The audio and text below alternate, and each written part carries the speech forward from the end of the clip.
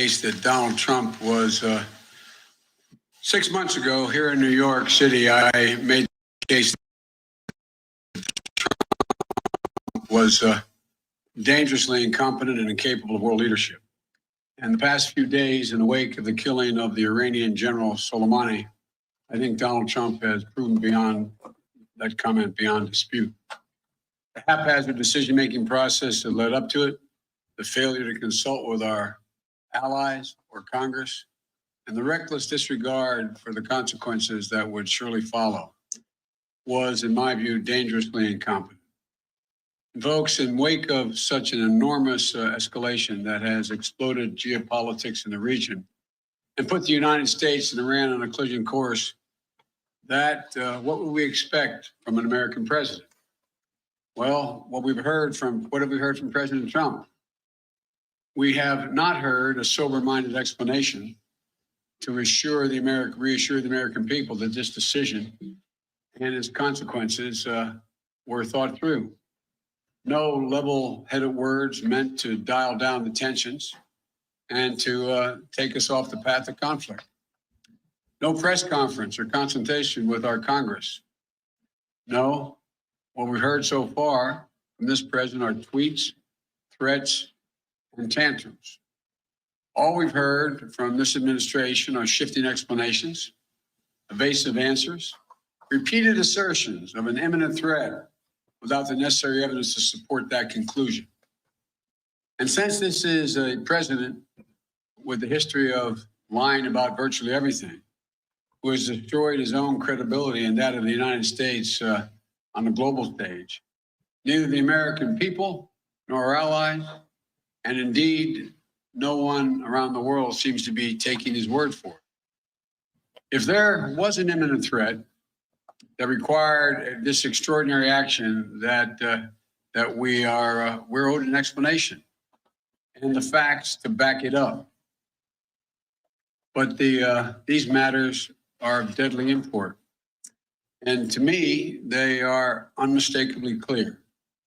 Donald Trump does not have, let me make it clear, does not have the authority to go to war with Iran without congressional authorization. Hi, everyone. George Stephanopoulos here.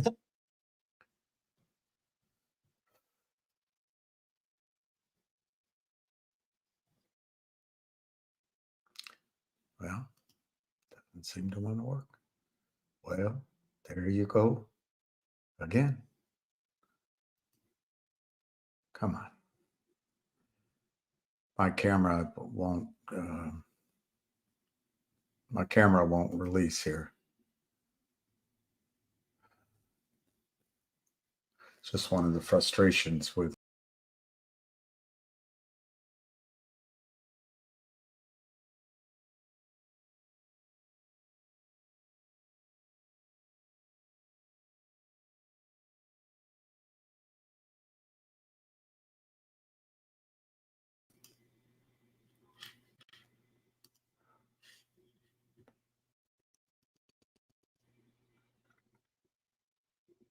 yeah, sorry, there's maybe we'll just start without the camera. It's not releasing.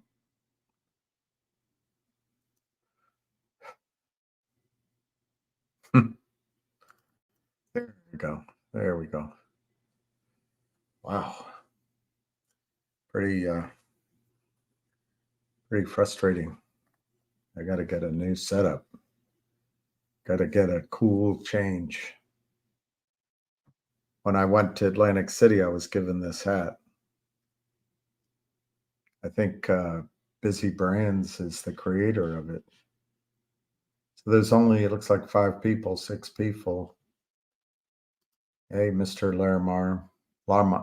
Lamar. Gee whiz. Hey, Jason. Hey, El Duderino. Jennifer. Ruby. Narad. Ham will call in. I'm not sure. Probably after lunch. But I'm sure you guys all saw this letter from FINRA to Congressman Norman pretty substantive letter, and obviously it's regarding MMTLP, signed by Robert Cook, President and CEO. Robert W. Cook. I thought we could go over it. I don't understand if this is actually working because the comments are so few. Oh, there. Now all of a sudden there's a ton of comments. There were only 5 comments showing on my screen, and now they're all popping up. That's great. You got my point, Super. You got my point. That's him 4 years ago.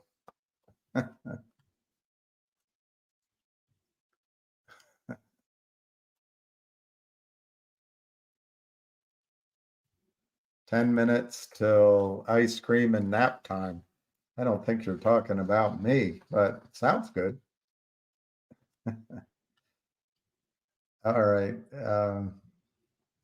Well, let's just see. I don't know if I'll get a chance to read it all. I can do a different video, but he writes, Dear Congressman Norman, thank you for the opportunity to respond on behalf. This to me is I only glanced at the first page, but it's like it's written by a lawyer.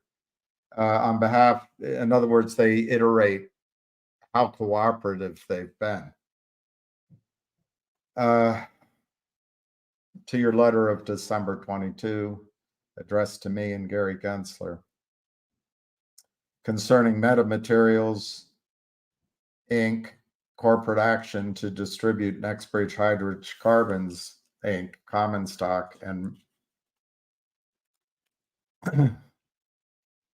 I guess that's accurate, and market activity in the Series A preferred shares of Metamaterials that traded under the symbol MMTLP. Well, those aren't really, I mean, I guess technically they're 3 different things, but it seems like MMTLP and NextBridge are the focus, not Metamaterials. Anyway, we appreciate the opportunity for FINRA officials to meet with your staff throughout the preceding months. We have responded to every congressional outreach to us regarding this matter, and we will continue to be available to answer further questions. In response to congressional and investor inquiries last year, we also published 2 frequently asked questions to provide investors with accurate information about trading activity in MMTLP, including short sales, and the circumstances surrounding the NextBridge MMTLP corporate action and trading halt. FINRA is a not-for-profit, not very effective, self-concerned, I added those 2 middle things. FINRA is a not-for-profit, self-regulatory organization responsible for regulating its member broker-dealers and their associated persons pursuant to the Securities Exchange Act of 1934. Well, yeah, exactly. You're supposed to be enforcing that. FINRA is dedicated to protecting investors and safeguarding market integrity in a manner that facilitates vibrant capital markets.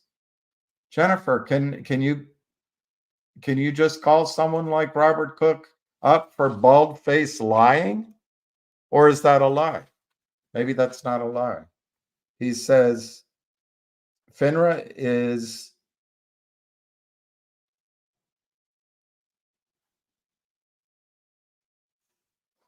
dedicated to protecting investors and safeguarding market integrity in a manner that facilitates vibrant capital markets. To me, that seems like just a complete lie. But I guess it's a matter of opinion.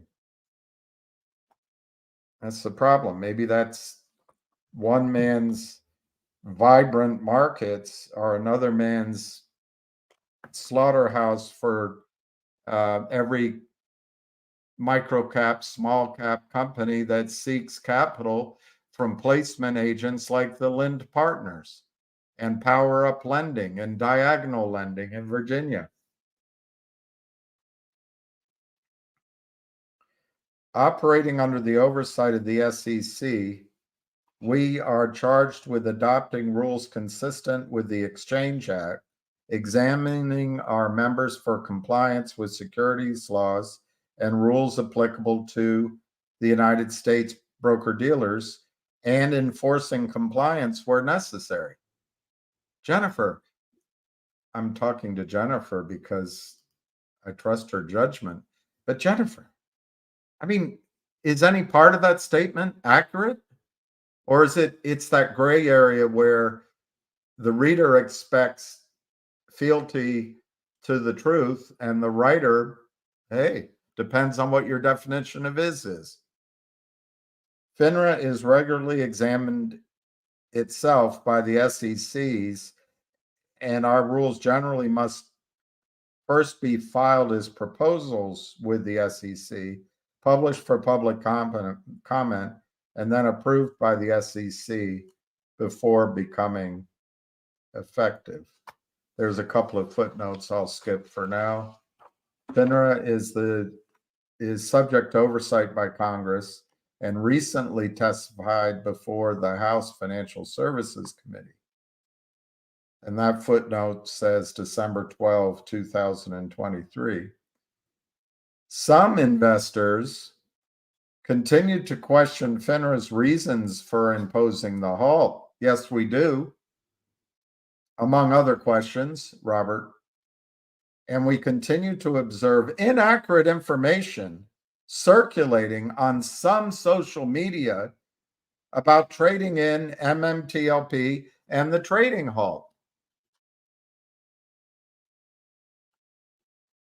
While we discuss these questions in greater detail below and in our facts, that's our frequently asked questions, it is helpful, be helpful, Robert, to first highlight several key facts about trading in MMTLP and FINRA's role.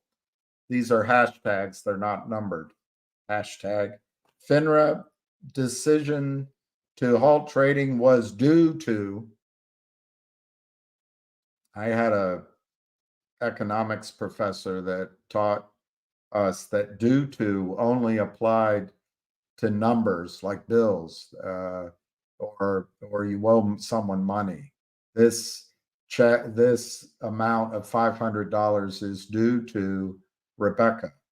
So this should say FINRA's decision to halt trading was attributable to clearance and settlement concerns in light of the structure and timing of the corporate action.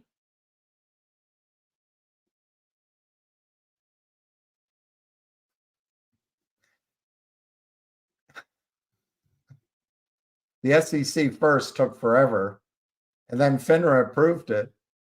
They knew the timing. They could have said, we're going to change the date before the 9th. They didn't have to halt trading the morning of the 9th. As a result, ongoing trades after December 8th, 2022 would not be settled by December 12, 2022. Why, Robert? Speaking of misinformation, is it because there weren't enough shares? Is that the misinformation you're talking about? It's right in your own letter. Or predictably thereafter, risking significant investor confusion and harm, as if your actions didn't do exactly that.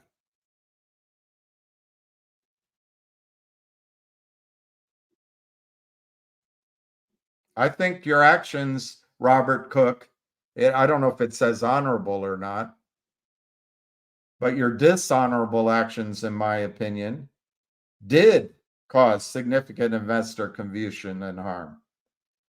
Contrary to some theories circulated on social media, get your news from CNN or Rachel Maddow.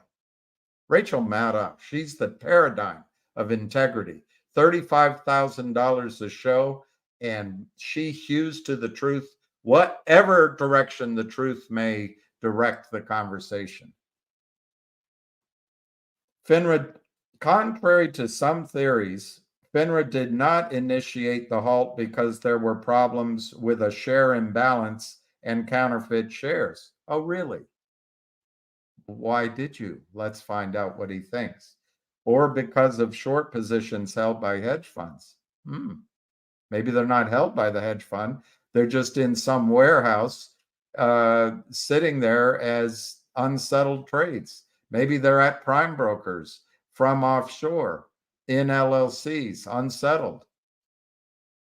FINRA did not provide advance notice of the trading halt to broker dealers, hedge funds, or any other market participant. I'm not sure we ever accused them of that. So I wonder why that's not another hash point. That's right after the sentence speaking of short positions held by hedge funds.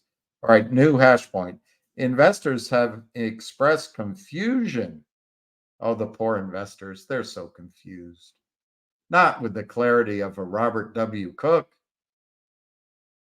Investors have expressed confusion regarding whether Meta Materials needed to approve the commencement of trading in MMTLP.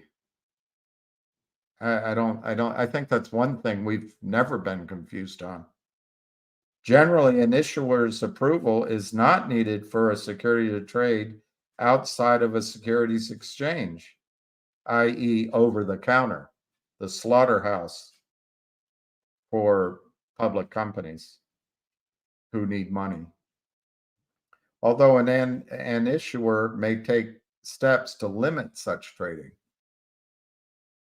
I'm not sure, I don't know, I haven't been part of every conversation, but I'm not sure this was an issue we ever really brought up. Anyway, the issue of whether a security can be publicly traded is governed by the Securities Act and SEC rules. Well, I don't think we had any confusion on that, Robert W. Book. It does not appear that Meta Materials took effective steps. What?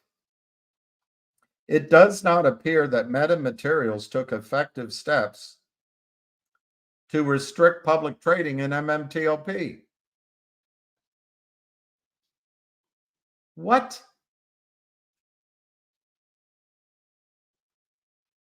Why does this extra large man earn $3 million a year?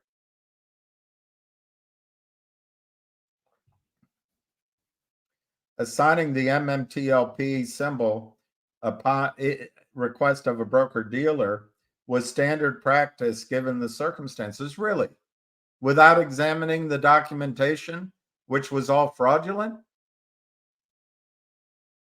You're going down. Mr. Cook, you're going down.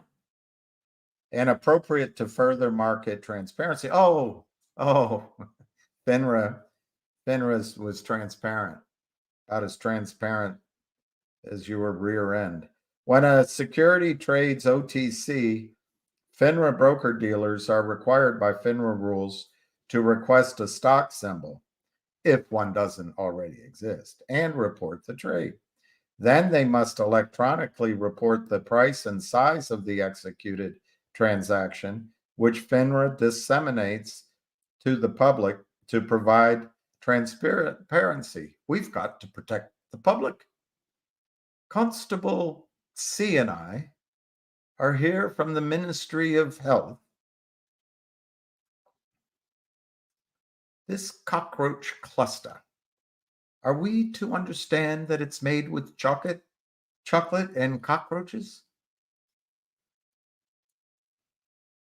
All right, this is what occurred in the case of MMTLP. Given that a trade had been executed and the company had obtained a unique identifier, the company had? You're lying through your teeth, Robert A.W. Cook. Or you're just incompetent. Either way, you don't earn your $3 million.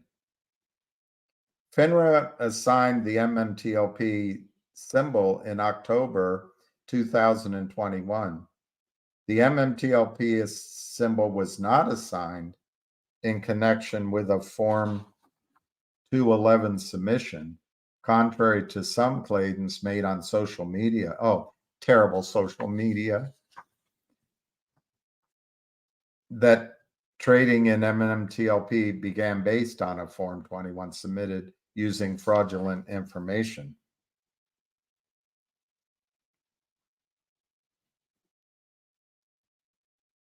Given that a trade had been executed, this is the idea that you can trade one ADR in somewhere in Chicago, and then these huge trading desks out of Germany or the United Kingdom can start flooding the market through their prime brokers without identifying the seller, without locating shares, and they can depress the price overnight. But he doesn't want to address that. Hashtag FINRA has reviewed it. This is my first time going through this, so I reserve the right to, have my points of view corrected and all that. I'm just giving you my first reactions. FINRA has reviewed its members' U.S. trading activity in MMTLP, including short sale activity. Really? You've examined all short sale activity and has found no evidence that there was significant naked short selling. How convenient.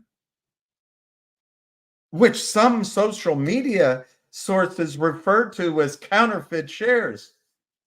You know what we need to do? We've got to get Facebook, Twitter, and the major media sources, technology. We've got them to get them to control posts, because these social media sources, it's interfering with the narrative. The total number of U.S. short positions identified at FINRA members represent only a nominal percentage of the total shares issued and outstanding as of December 12, 2022. Why does he focus on U.S. short positions?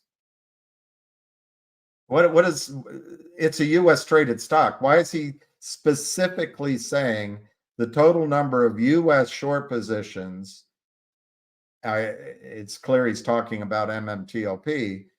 Identified at FINRA members represents only a nominal percentage of the total shares issued and outstanding as of December 12th, 2022.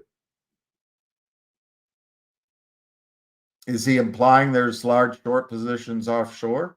Why does he suddenly, instead of just talking about why doesn't he just write the total number of short positions identified at FINRA members represent only a nominal percentage? Instead, he writes the total number of U.S. short position identified at FINRA members, U.S., he says. Further, U.S. reported short positions at FINRA members dramatically decreased leading up to the last day of regular trading in MMTLP. In sum, FINRA is not aware of any data. Well, you could have stopped the sentence right there.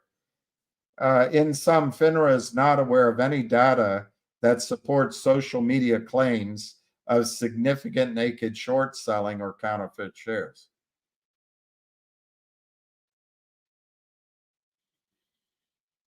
FINRA is Colonel Klink. I know nothing. Or is that Sergeant Schultz? Next hashtag. FINRA cannot perform a quote unquote certified, audited, and consolidated count of shares. Really? You can't do that, Robert Cook. You know, I submit with all respect to you, the Honorable Robert W. Cook, that you're a liar, a prevaricator, a bullshitter. That's just my opinion, though. I can't believe you get paid for this. I guess you're just here to protect the slaughter of shareholders, pension accounts, dreams. This is what you come up with?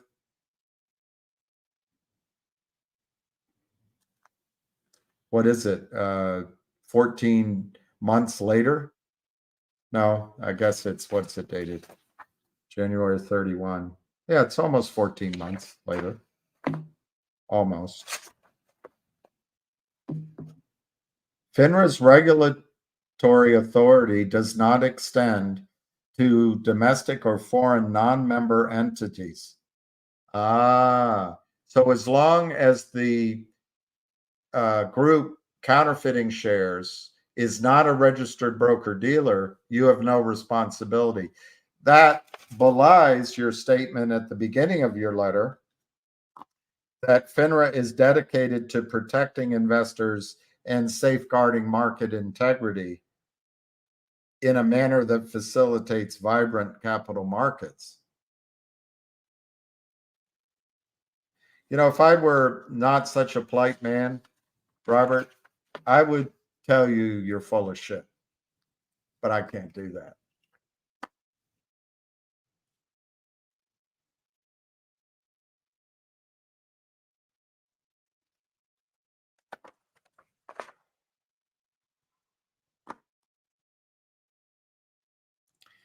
FINRA's regulatory authority does not extend to domestic or foreign non-member entities who, he says that could act as custodians or agents holding securities for others. Why do you get paid so much money, Robert? Why?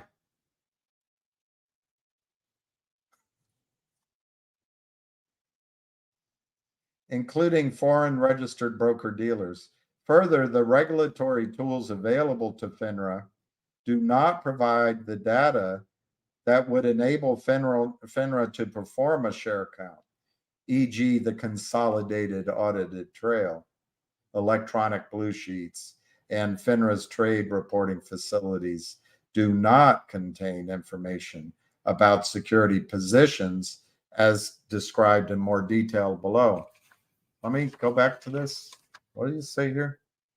FINRA is dedicated to protecting investors and safeguarding market integrity in a manner which facilitates vibrant capital markets. And you can't do this? The transfer agent retained by NextBridge would be the best source of information regarding record hold. Jennifer, this guy's not being truthful. He's not being truthful. Or he's a functional idiot. Next hashtag. NextBridge registered for issuance of its common stock in connection with the NextBridge MMTLP corporate action with the SEC, making NextBridge an independent public reporting company whose shares are freely tradable under the federal securities laws.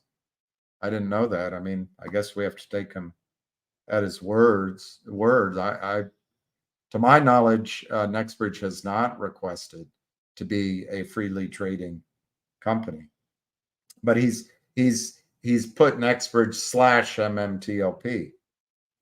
However, today it is very difficult for investors to trade these shares because NextBridge has not taken the necessary steps to support the development of a secondary market.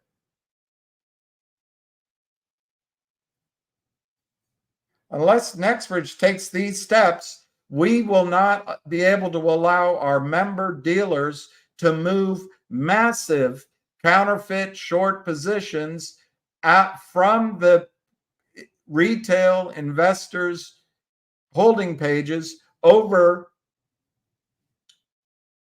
of MMTLP over to NextBridge. Trading will continue to be difficult, particularly since NextBridge is a private company and you halted trading in MMTLP, including trades to close out short positions.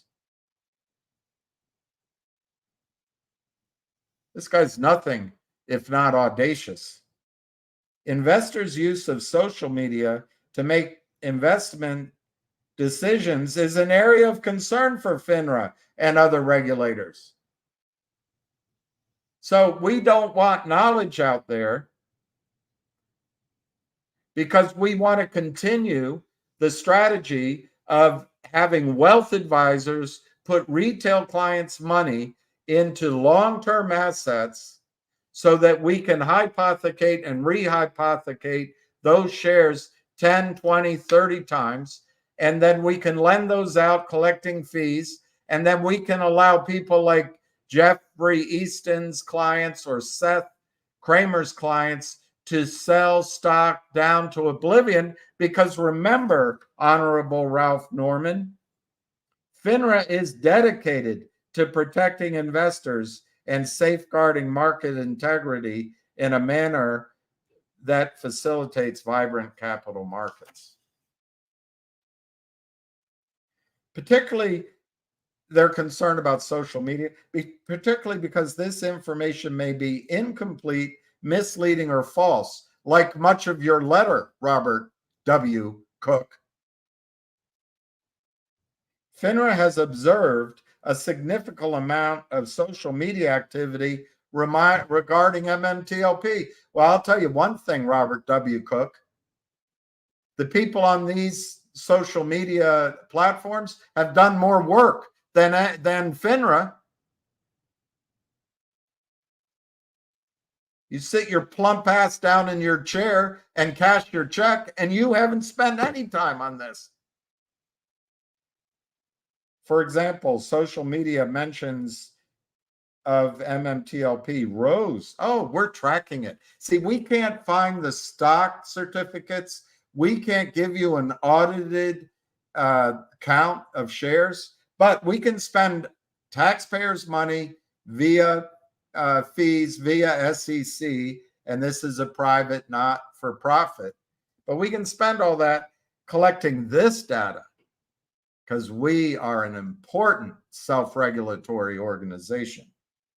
For example, social media mentions of MMTLP rose from approximately 40,000 between January 1, 2022 and October 6, 2022 to approximately 110,000 between October 10 and December 8, 2022. Oh my gosh. Investors are communicating with each other. We can't have that. If the sheep communicate, they'll know that we're leading them first into the holding pens to have their wool shorn, and then that escalator that goes up to that silvery door, that's just taking them into the abattoir. We don't want them communicating about that. This is the real concern of the FINRA, who are dedicated to protecting investors and safeguarding market integrity. Why wouldn't he support investor participation? Come on social media yourself, lardass. Before and since the MMTLP halt, FINRA and other regulators have published investor education materials. So, like all good sheep, you just follow closely in line, come into the pen to get your wool shorn. That'll take the stock down from 8 to 3. and then we'll bring you up and we'll gently slaughter you. You'll hardly feel a thing. Regulators have published investor education materials to help investors because over at FINRA, we care. Avoid fraud and make informed investment decisions. Like FINRA approving the stock for trading, Robert Cook, and then FINRA saying that on the 9th would be the record, the 8th would be the record date, and there'd be 2 days left of trading before the effective date. Oh, but that's not information you provided. That's something somehow NextBridge was supposed to do, including warning investors of the risks inherent in using social media as an investment tool. I think this should read the risks inherent of relying on information from FINRA to make your trading decisions. FINRA will continue to increase its efforts to educate investors about these and other risks. Man, it's so good to be so gloriously perfect like Robert W. Cook. FINRA's authority does not cover firms that, it should say who are not its members or individuals who are not associated with such firms. So they're just admitting that, in fact, there could be massive short positions that they just don't care to follow.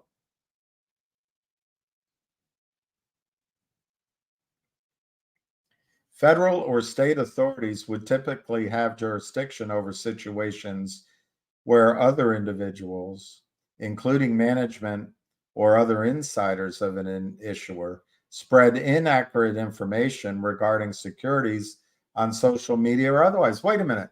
You're saying it was inaccurate that FINRA approved MMTLP for trading? Okay. Or engage in potentially fraudulent or manipulative schemes. I mean, it's thank God for the short sellers because they're not scheming. They're just protecting.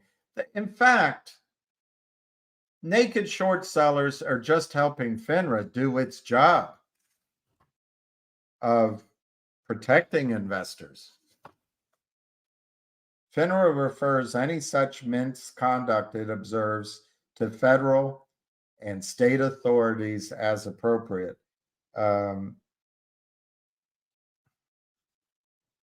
As you note in your letter, in 2022, the SEC filed a complaint alleging that 8 individuals violated the federal securities laws by engaging in manipulative activity on social media, including activity related to Metamaterial's predecessor, Torchlight Energy Resources, which our non-members slaughtered for us, helping keep the U.S. markets vibrant for its investors. The U.S. Department of Justice, hey, Robert W., I think the U.S. Department of Justice should be examining you. The U.S. Department of Justice has also charged the same 8 individuals with criminal conspiracy to commit securities fraud and securities fraud. What about these sale of, it looks like 600 million shares of MMTLP, which don't exist? And you're trying to blame it that NextBridge hasn't started a vibrant secondary market in NextBridge securities so that you and your charge, you can just have the 600 million shares that don't exist move over into retail accounts of NextBridge that don't exist. But don't put that on social media. You got to follow the science, Robert Cook. Arithmetic isn't science. Separately, the SEC has recently brought charge. Okay. Below is the detailed information.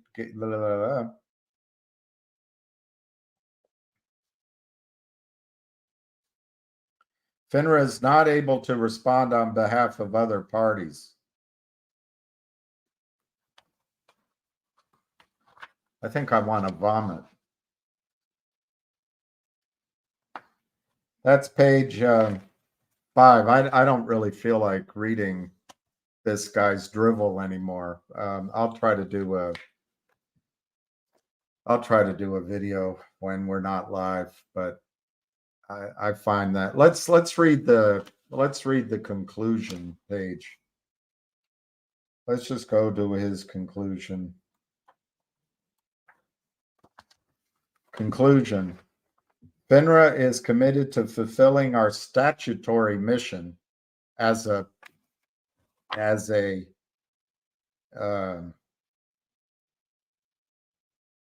not-for-profit self-regulatory organization.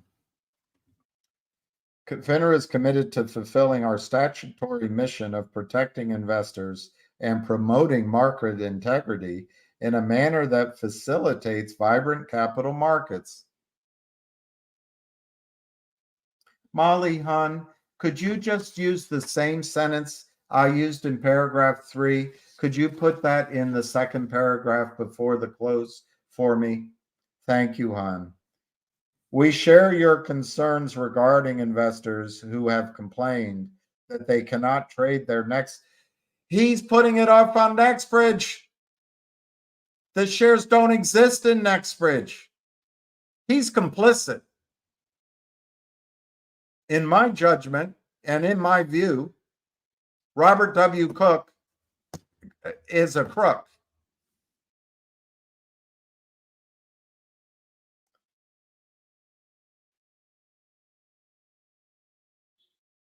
Please do not hesitate to contact me, or your staff may contact our Senior Vice President of Government Affairs, Greg Dean. Thank you again for your letter and for the work of your staff on this issue.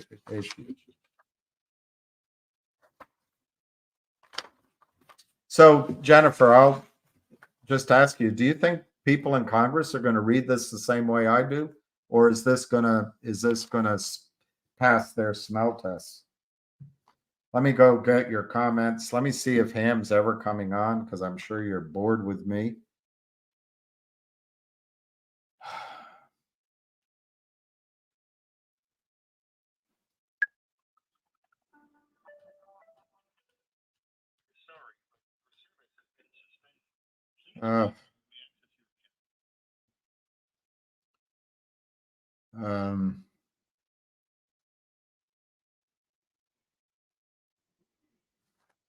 Well, I guess Ham won't be coming on.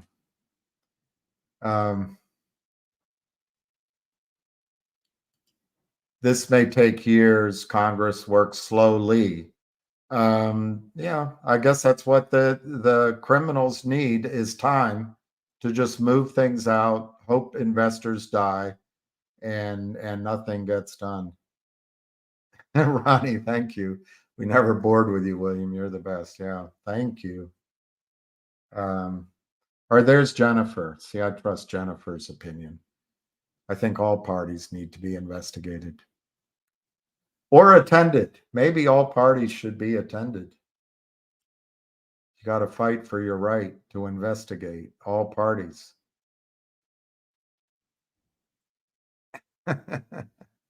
Outright lies spoken as truth seems to be the standard for government officials.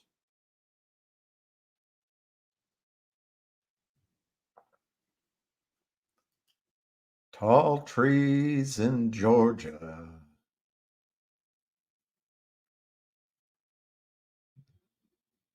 And done through the pines. All right, let's see. Congress needs to subpoena DTCC and Sedinco and quit forking around. I'm not even MMTL shit. When Ryan rings, Ryan Rang. Yeah, I don't know. This is to deflate people. This is a long battle for MMTLP. MMTLP doesn't exist. It doesn't exist. It was a placeholder.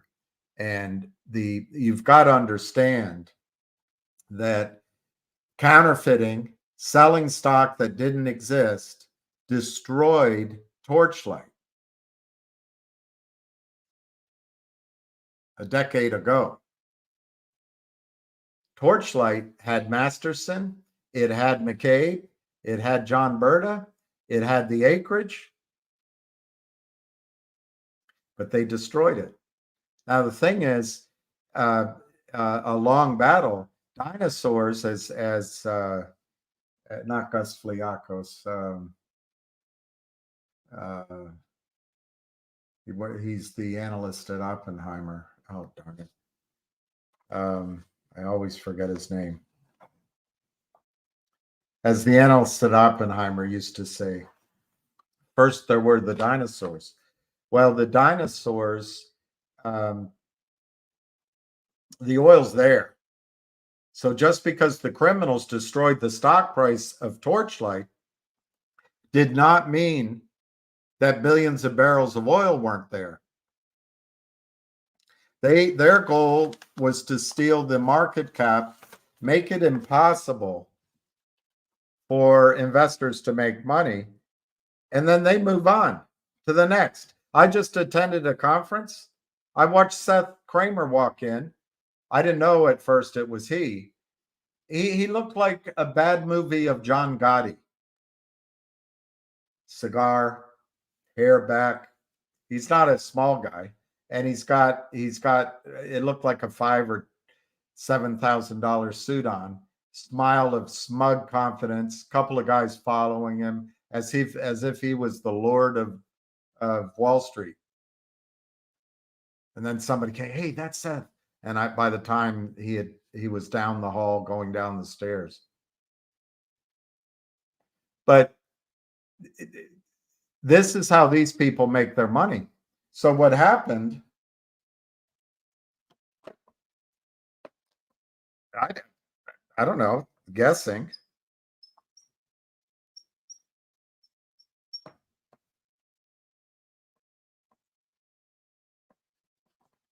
There might have been 500 million shares short of Torchlight.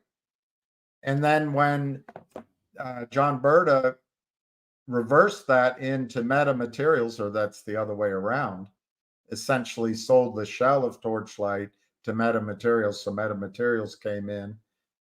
The criminals started selling MMAT down. I don't know, another 150 million. And that gets you your 650 or some sort of commutation of that. But by driving MMAT down, they protected these fails to deliver. They just moved them and moved them and moved them. And these imbeciles like Robert Cook don't recognize what's going on. I can't tell you how many times at this conference I was told, oh, you can't prove that. Let me ask you something. Can you prove that your son, your 12-year-old son, a 14-year-old son was smoking pot with the boys in the garage? You can't prove it. Smells like it, but you can't prove it. Can you prove that Pablo Escobar actually was selling cocaine? You couldn't prove it. Now, eventually they did. Do criminals just put it all out there so that you can prove it? Well, anyway, so then when they issued the private company, and I don't think MMAT came up with the symbol MMTLP, by the way. I think they came up with the name Meta Materials Limited Partner Trust, MMTLP. No, Meta Materials. I guess MT is Meta. Metamaterials Limited Partnership. But I don't think they didn't come up with a trading symbol. But anyway, so that when this went into the private company, NextBridge, via MMTLP,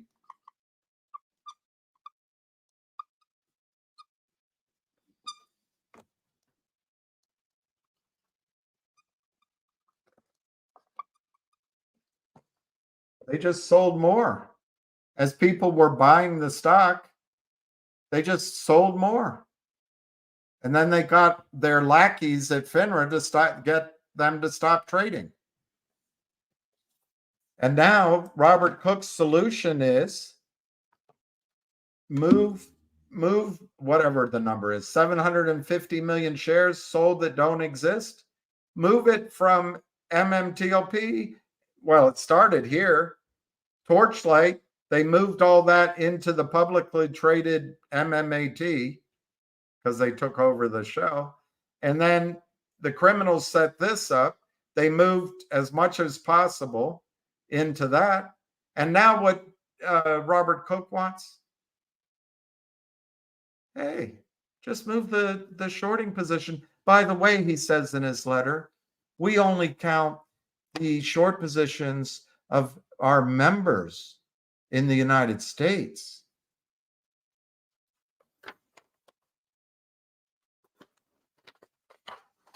The total number of United States short positions identified as FINRA members represent a nominal. All right, so let's blow a hole through that sentence. So you're saying that the total number of short positions outside of the United States, and not including FINRA members, but by people other than FINRA members, social media could be correct about.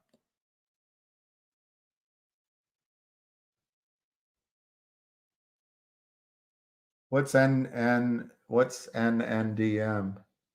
NNDM. I don't know that one. Is there near-term hope for GTI dividend Alpine down so much? I don't think there's a lot of near-term hope. But that doesn't mean there's not hope.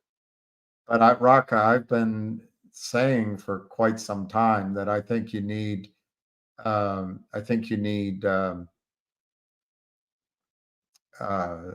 finger motion to go or one of the others before the whales come back to GTII. But Raka, GTII was squeezing a year ago. These guys, they all go to the same conferences. They all know each other. These guys got together and convinced us to sell which, probably would have been the right thing as we look at it now, except COSM's not doing great. But here we are now. GTII is not squeezing. Raka, GTII did put out a dividend. It doesn't seem, I can't trade mine. I don't know about you. So I think it's proving our point or their point, but it doesn't seem to be causing a squeeze. Alpine is fighting in court, just like with this crap. It just goes on and on and on and on, hoping that people die, they lose interest, drive the stock price down. The longer that people like the Kramers can drive this down, keep it down, and then move on to other companies, they're rich. They'll do another dozen companies with non-FINRA members.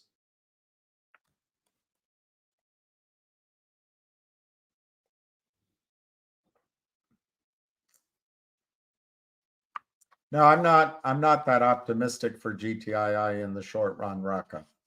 In the longer run, and I don't know what time frame to give you on that. In the longer run, which could just be a month, I think the CEO has to give up control. I think a deal has to be done. There's several deals they're looking at, but a deal has to be done.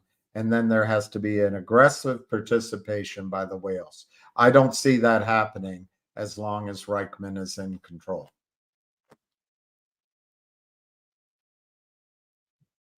And by the way, Rocca, as soon as I say that, the stock will be up 50 cents, you know, so don't take what I say as final word on anything, but there's always hope. I just, you know, just repeating myself. I'm looking at these other stocks. Logic is down today.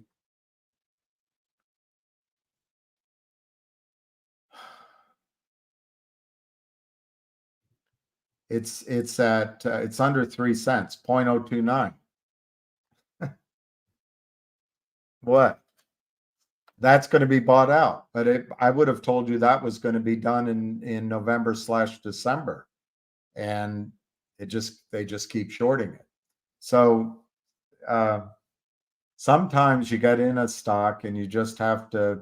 And I'll say it again, Rocca. Let's see where GTII is trading.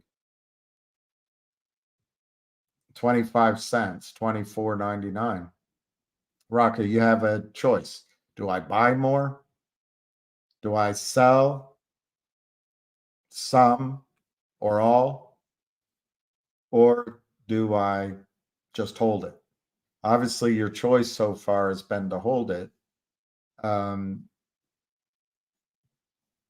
that may be the right choice. I'm just to throw it out, Rocca. You know, as soon as I say it, they'll start shorting it.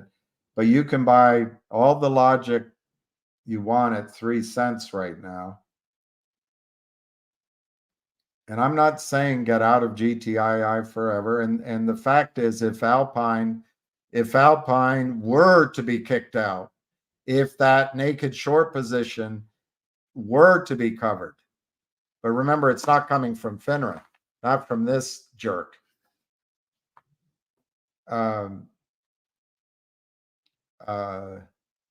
It could rally. If the FBI did, or the Secret Service, it could rally. Ham's not going anywhere. I'm not going anywhere. But if you were to get basically 25 cents on GTII, and you just sold 1,000 shares of GTII, you establish a tax loss.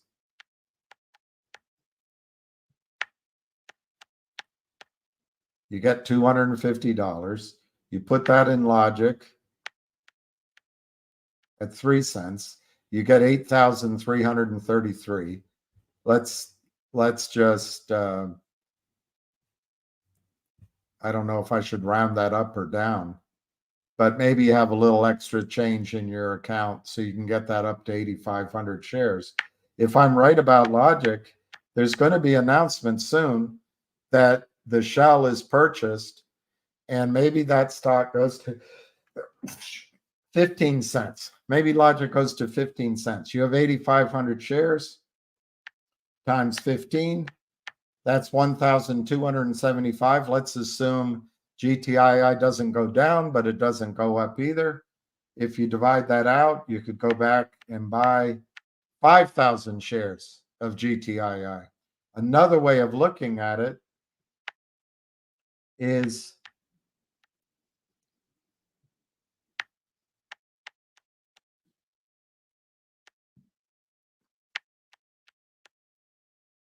it would be as if GTII went up 5x, and from here GTI, that would be $1, well, 5.1, that'd be $1.27 if you were to sell, if instead you just waited for GTII to go up.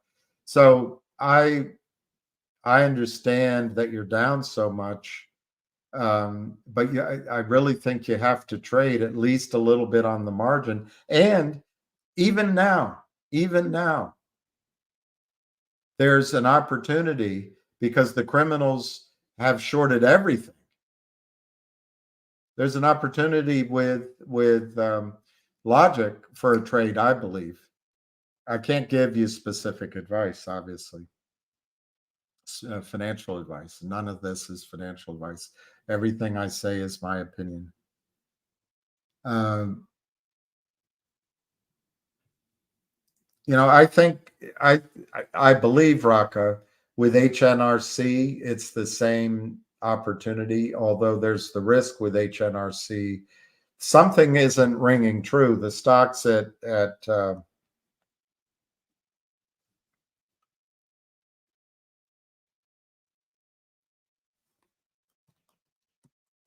it's at 3 cents too.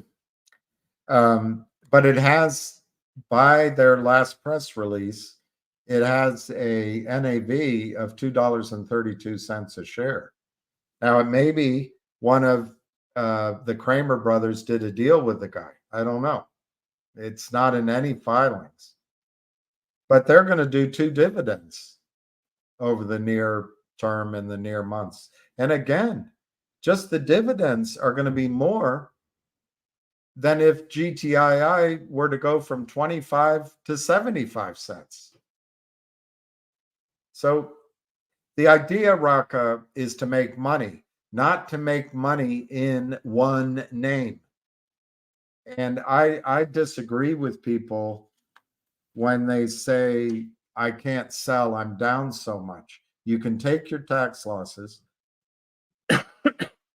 But the other thing is, Raka, if we constantly think in terms of what the brokerage firms put on our account, dollar amounts, then we get caught up in, I've lost this much money. What would be great is if you had 1 or 2 stocks you really believe in, like I just gave you in the case of GTII. I gave you a way to turn 1,000 shares of GTII into 5,000 shares of GTII. It does involve risk, but you sell 1,000 GTII, buy 8,500 Logic. When Logic goes to 15 cents, if it does, which I think it will, you sell it and you come back and buy GTII. Now the risks are the prices will fluctuate. But because the shorts have shorted everything on our list, and these are all the companies that went to the conference, they short them all. If you pick one which has a good story or an event that you know about, you understand what's going on, you can get a rally in that stock and come back. So final point on this. When GTII, I'm going to make these numbers up, but it's the theory. When GTII was $1, you could have sold GTI at $1, but I think you would have paid 35 cents at that time, or 32 cents for Logic. So it's not the dollars as much as maybe the units, the number of units in an asset that you want to have. Anyway, I think there is hope with GTII, primarily on the shoulders of Ham. I know that there are potential events in GTII that could change it overnight. But I also think there's palace intrigue going on right now. And until that stalemate is resolved, I don't know what you mean by near term. I mean, it could be one day it changes, but I would expect we're 1 or 2 weeks away from clarity on the struggle. Struggle's the wrong word, but the potential change in control at GTII. Yeah, they're blaming it on NextBridge. All right, let me go down and see. I believe FINRA will achieve profitability by the end of their 2024 year, which is this quarter. It's by March, right?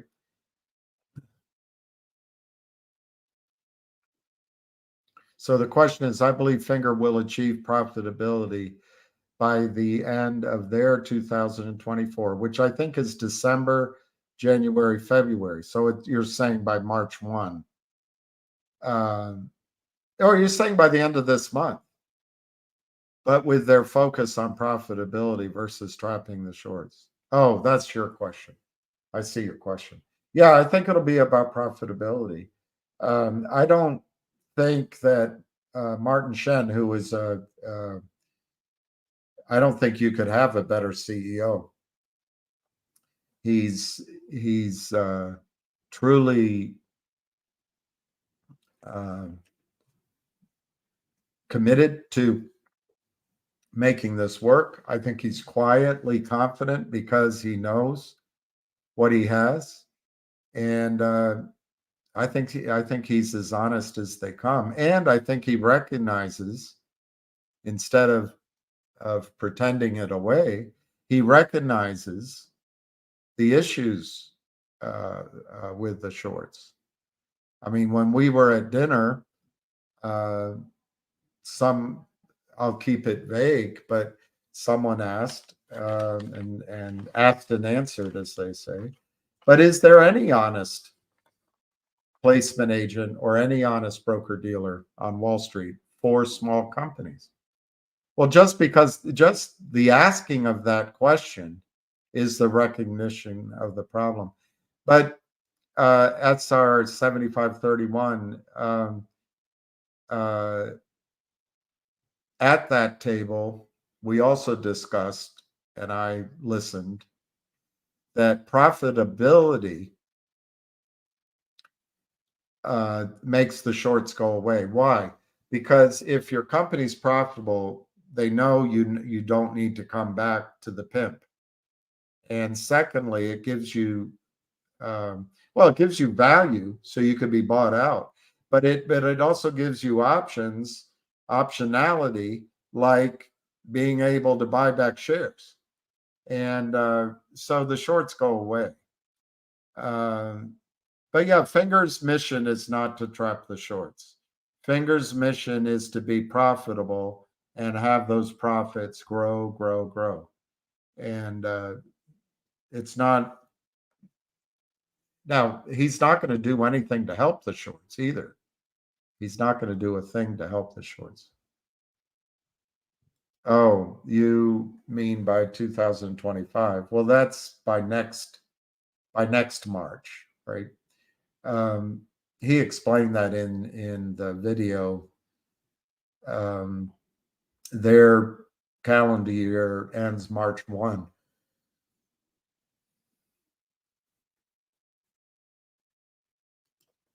Do I believe Finger's price appreciation will be a slower climb?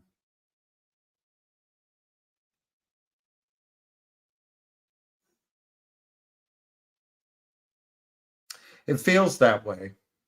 SR 7531. It feels that way, that it's going to be steady and inexorable. However, the hint of things, and that's all I have, is the hint of things to come, imply that the news over the next several weeks to months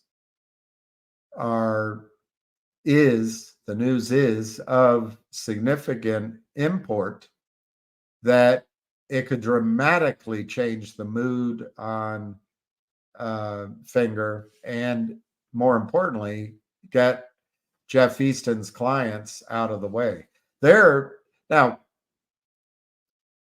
it's controversial, I guess, but I believe there is a large naked counterfeit short position in Finger. Others, a couple people came up to me at the conference. You can't prove that. There's no short position. There's nothing there. You can't just add up those numbers. All this. Well,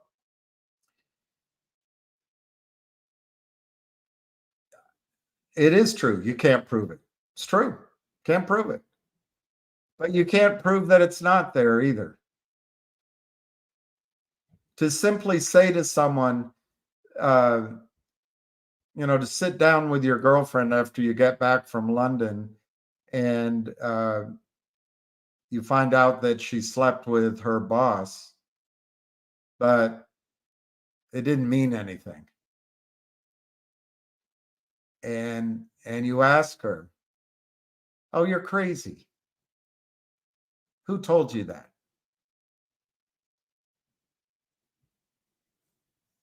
"Oh, it's true. Can't prove it.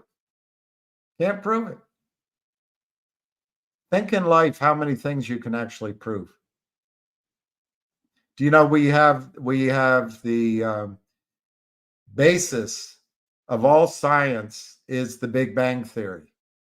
And the new telescope is showing that the Big Bang Theory, which we've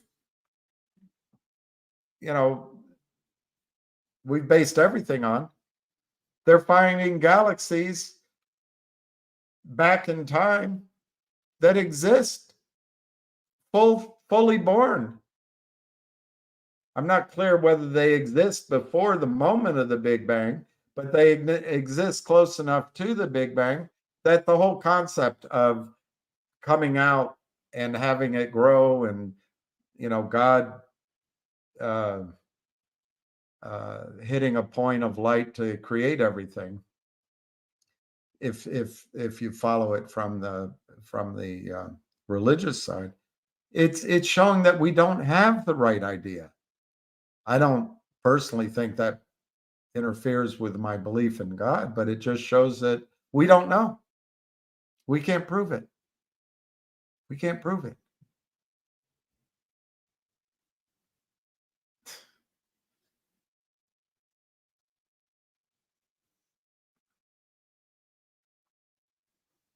I think FINGR, just to get back to that, I think FINGR is, I don't know what you mean by a slower climb, but I think FINGR will quickly go, what is it now? FINGR is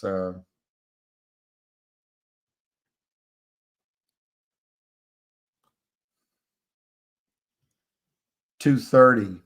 FINGR is 230.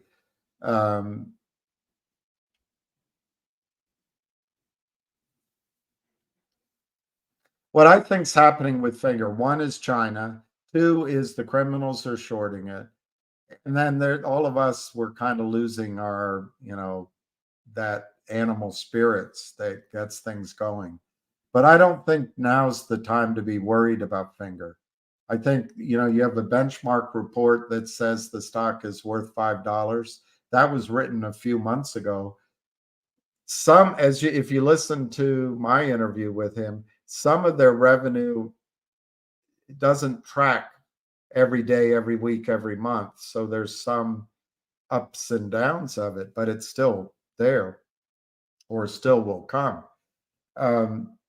I think you can see FINGR change in price very quickly, go from 230 to 350, 475, 5 with an announcement.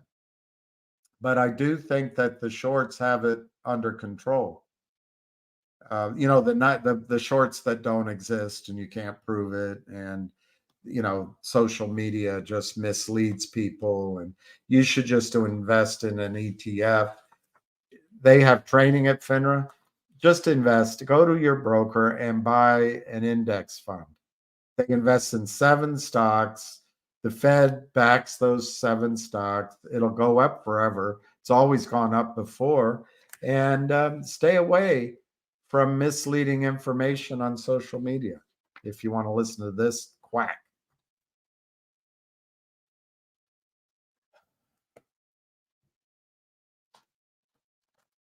So you're asking my opinion. I think it'll be a slower climb, but it could jump up all at once. So right now you can buy it at 230. It could suddenly be $5. But do I think it's going to squeeze out of the blue? I think squeezes come when you catch the criminals and their complicit buddies at the self-regulatory organizations off guard. And then they do a U3 halt and blame it on NextBridge and blame it on social media. Because remember, Robert Cook sent his employees home because he thought that people on social media were threatening their lives. That's how crazy this guy is. If I can use a term that Trump might use, this guy's a whack job, in my judgment.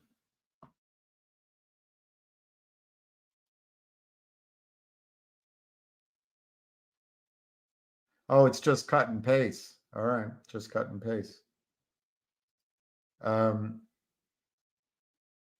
Oh, I don't know what to call you, SR senior 7531.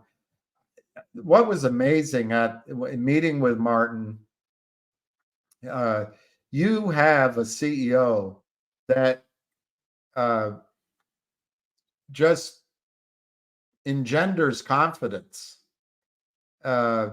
Investors listening, I can only imagine that these big telcos and big insurance companies, when they work with Martin, have confidence in Martin. They perform, they're steady on, they don't do unpredictable things. They do what they say they're going to do. So I think Finger is a monster. I mean, a good monster. It's big. And I tried to, I did ask him if I could get him to say his projections, and that was just not something he was willing to do. But Snowflake, that company, if I recall, it's worth $67 billion in market cap. And that's a data agglomeration company in the United States, where data is pretty diffuse and there's a lot of competitors. Finger Motion is gathering data as a company. I think that data can be worth billions. They only have, let's call it 60 million shares out, less than 60 million. I mean, it's big numbers. I kind of think that Finger is an investment to own for 5 years, 10 years, and it'll be $100. But while you own it, you could have a short squeeze at some time. But I forget if it was your question or someone else's. I'm all congested, sorry. I think that the criminals get these things under control, like GME and AMC. When I sit with Ham, I just get filled with confidence that the squeezes are coming, and he absolutely believes that the end of it is coming. But the feel of it, I think it's going to be a little slower strategy. But I tell you, Finger is beautiful. It's beautiful. I think what's coming is going to knock your socks off in big data, Sapientas, in revenues. They may be, what, I don't know what word, they may come, rather than a smooth line going up, they may come in big jumps, but they're coming, and the margins are huge. He's not going to dilute those shares unduly. I mean, obviously, if he acquires somebody or adds, there may be a situation where he has to add heft to his company and he has to issue shares, but those are called accretive. Those things would be accretive. So I think Finger is in a beautiful position. I would use these lower prices. I can't give personal advice to buy. Now, it doesn't mean it can't go, any stock at any price can go lower, but you can't, if your goal is to get the lowest price in life, that's just not going to happen. If you can get 80% of the move, you're in the top echelon of traders.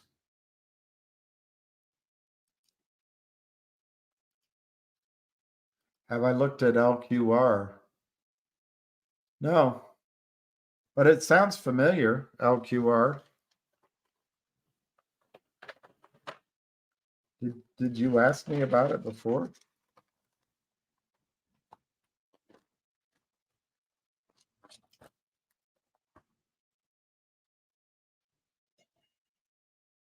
I'll write it down, Lucky Luciano.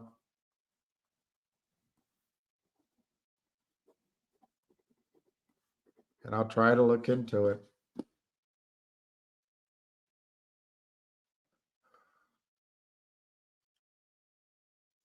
GDC? I didn't talk about it, but I guess you guys are talking with each other. Let me see.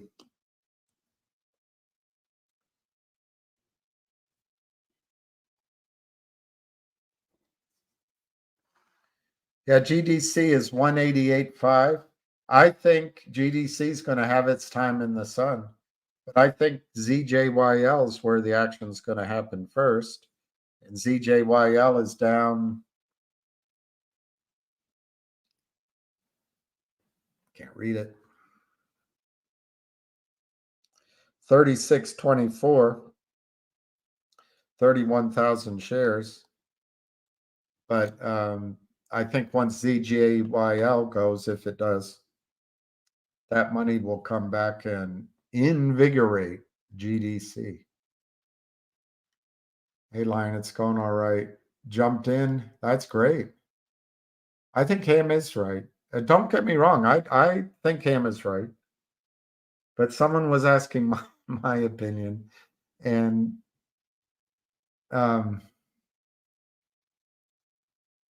one time a lawyer asked this wealthy investor who a really good guy, although he nailed me at a restaurant once with his quick wit.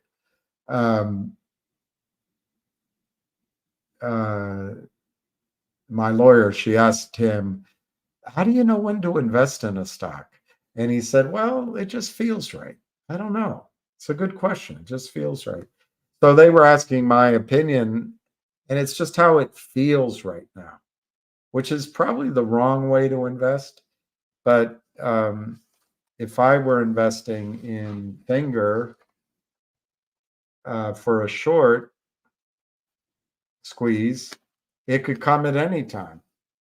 But the blessing of it is it doesn't ever have to come. I think FINRA is going to be a $15, $20, $25 stock. And that could, in terms of investing, that could happen in a relatively short period of time. And then you're in a whole new ball game. You got 10,000 shares of FINRA. You have, well, maybe you don't, I don't know if 10,000 is too much to say, but you got a $250,000 account in one position and it's stable and growing. You're in a different sense of life without it squeezing, but it still could squeeze. Who's this? Hey, Artuk, thank you. Good afternoon. Great interview with FINRA. You're welcome, and thank you very much for saying that. I always feel we're sitting there, it's empty around us. There's no applause, so you don't know if you did a good job or not. I wish I had more money to invest in FINRA myself. I'm hoping that ZJYL works. And I'm telling you, 17 shares. 17 shares. It's almost when I started at Merrill, there was what was that called? CSD, Client Services Department. Bonnie ran it, and we had like 100 and I would assume, I can't remember exactly, but we probably had 150 brokers in the office, and some Harvard genius came up with a strategy that everyone should give up their worst client, the bottom. You get 80% of your revenue from 20% of your clients. So they figured give up your 80%, just focus on that 20%. So that's what client services department was. And guys like me, younger than Taylor Swift, younger than Yannick Sinner or Carlos Alcaraz. No, it's probably just Carlo Alcaraz's age. We could go in, and if we presented an idea, like I did once, I went in, I said, I'd like to get all of the Royal Dutch Shell, people that own Royal Dutch Shell, because they're splitting Royal Dutch Transport off from Royal Dutch Shell or something like that. I don't remember. It's so long ago. So I got about, I don't know, 13 accounts that had Royal Dutch Shell in it. But it was like this: 15 shares, 10 shares, 2 shares. And these weren't big accounts, but it gave a young guy like me something to do and phone calls to make and learn how to interact with clients and see if I could make. Back then, you got paid by commission, not on a percentage of assets. But anyway, I only have 17 shares. Hey, Lou, as far as I know, that vote was approved. And I have it from an impeccable source that the vote was held and it passed. What's confusing is why haven't they announced it?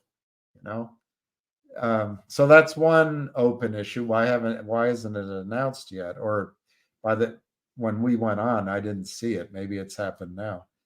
The other open issue, Lou, is according to Ham, the effectiveness of that 1 for 20 is immediately, like now. Well, it's not today, obviously, but maybe tomorrow. I still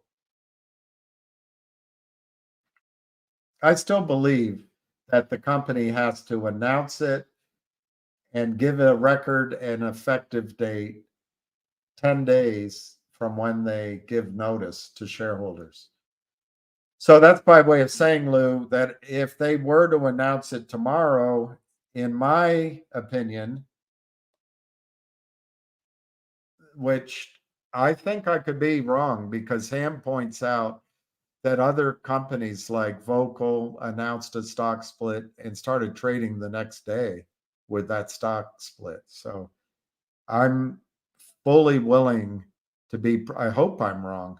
But if, let's say they announced it tomorrow or they waited till Monday, let's say they waited till Monday to have the biggest impact, you know, they might have a record date of the 15th of February.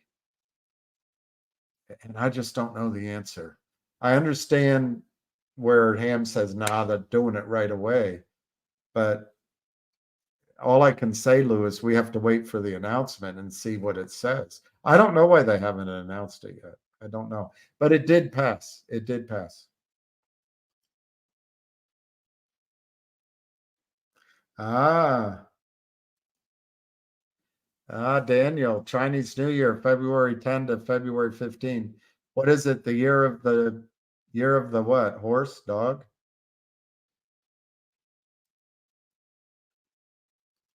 Only one share is enough to tell the story. You have 9 left. Did you sell the others at a profit? That's great trading. Anyone know the date for it?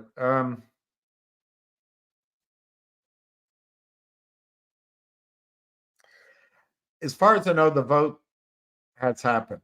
So in that sense, it's a done deal. But when is it effective? I don't know. I don't know. Is the honest answer. Oh, it's the year of the dragon.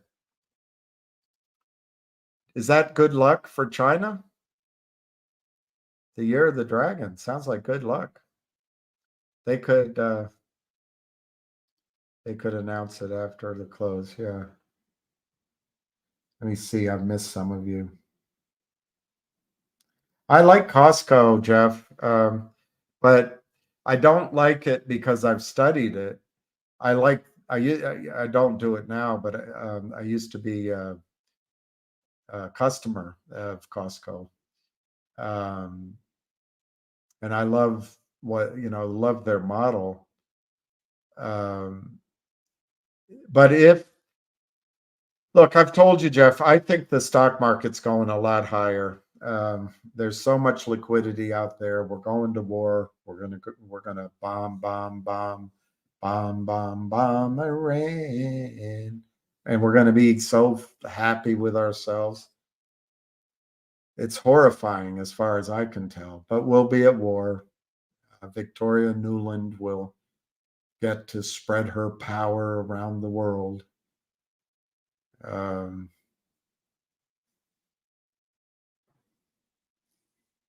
Anyway, I think the market's going a lot higher. If there's a guy, Hunter, that projects the S&P 6,000, maybe 7,000, and it makes sense to me. The market doesn't feel like it's going to crash. It doesn't mean the economy's doing great, but the market, I think, is going higher. But eventually, when the stock market comes plunging down, companies like Costco are defensive stocks. Now they may be overpriced. He's saying it'll be 1,000.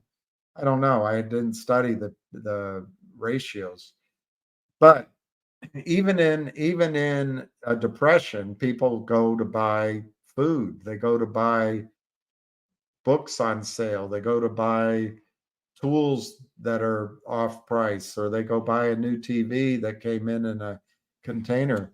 I think they have a great model. Of course, the risk is if China fights us using our supply chains.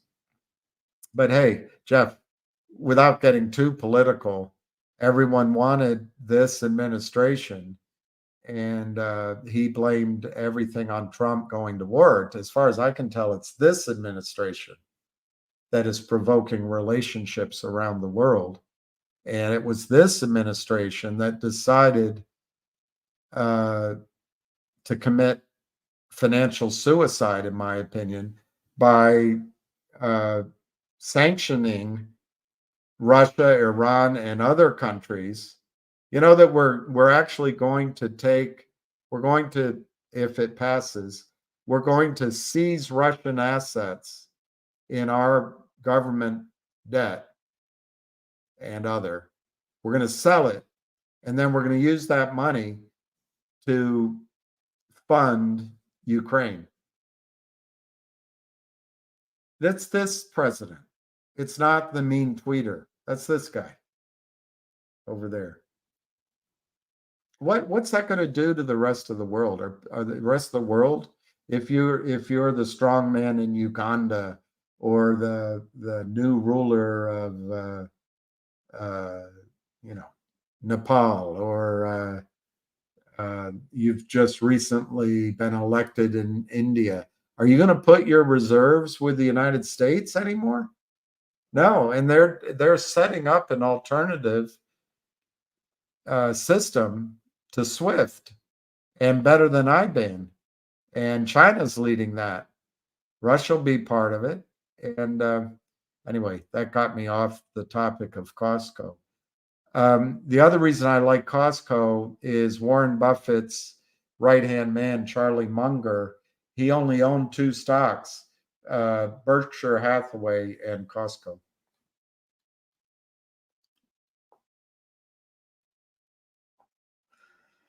Well, Jennifer, they voted on it, so it's approved. But when do they do it?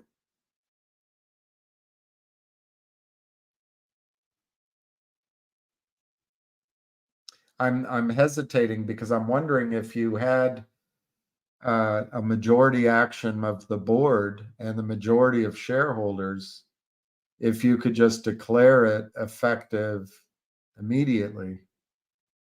I just don't know the answer, Jennifer. I know Ham thinks it'll be, as soon as they announce it, it'll be the next day.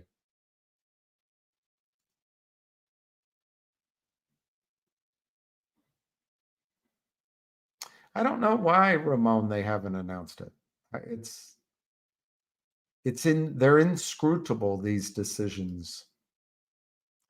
Yeah, I'm gonna right now. I want to see if I can trade this 17 shares of ZJYL, but if it works, I want to come back and add to these positions. Wow, good for you. Jennifer's good. Jennifer is good at trading. Yeah, I had that chart. I guess it's over there. I brought it with me to the Atlantic City event. But yeah, I thought it was reverse head and shoulders.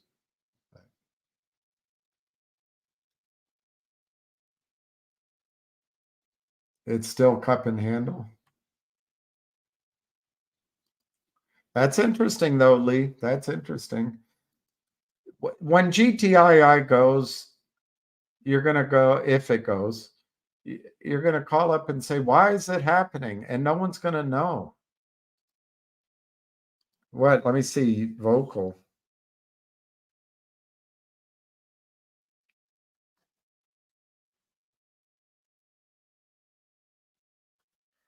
Vocal D, 155. Well, let's just see what that's worth.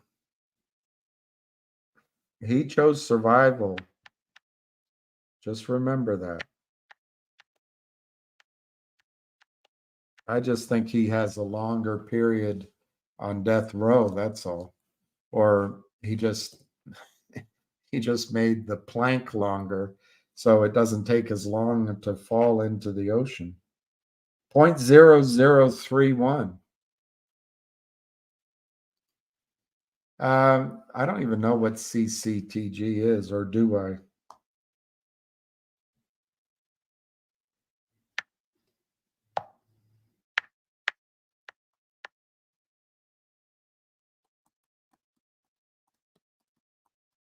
I don't know this stock. Oh, they did an IPO. They did an IPO.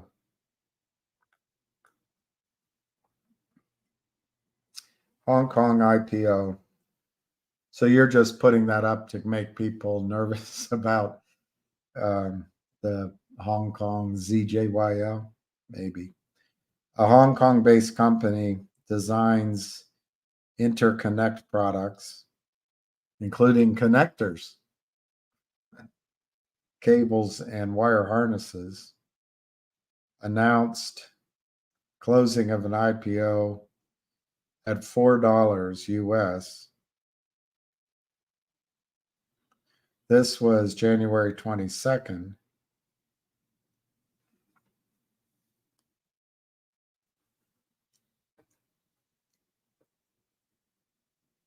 I don't know. I don't know how this stock traded. They priced it at 4, and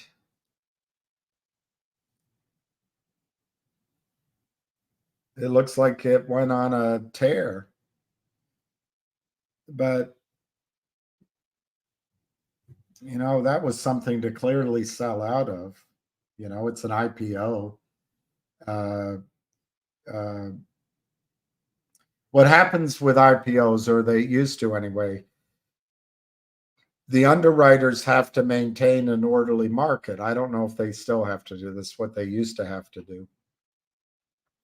And if there's extra demand, there's only a certain number of shares available. Then there's the green shoe. But if there's demand beyond that, you can get these stocks, IPOs, mispriced, and they run. From the broker standpoint, not so much the DVP accounts, but the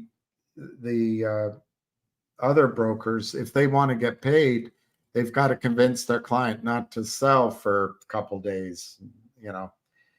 And then eventually, when they can sell and keep their commission, they sell. They're not in it for the long term. They're in it for the flip. That's all any of these investors of IPO were in it for.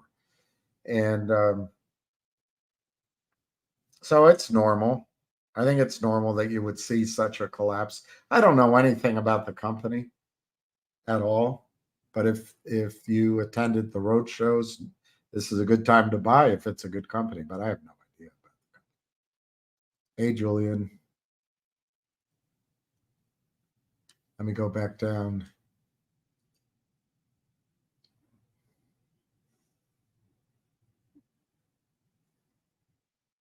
I'm breaking up with GTII without actually saying so. No, I don't. I gotta.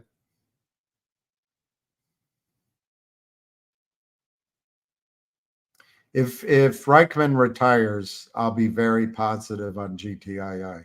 Until he retires, I'm cautious. How's that? I don't think it's me breaking up, but on the other hand, I'm telling you, and I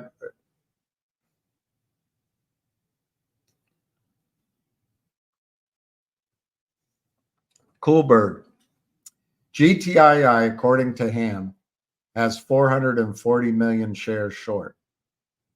I had a handful of people come up to me in the conference and said, it's impossible. There's no way there's a short position that big. Just like Robert Cook says there's no short, but then because he is an officer of the firm, he clarifies it by saying,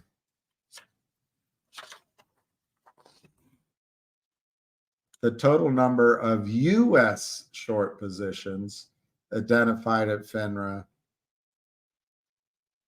And then he goes on to say U.S. reported short positions at FINRA members.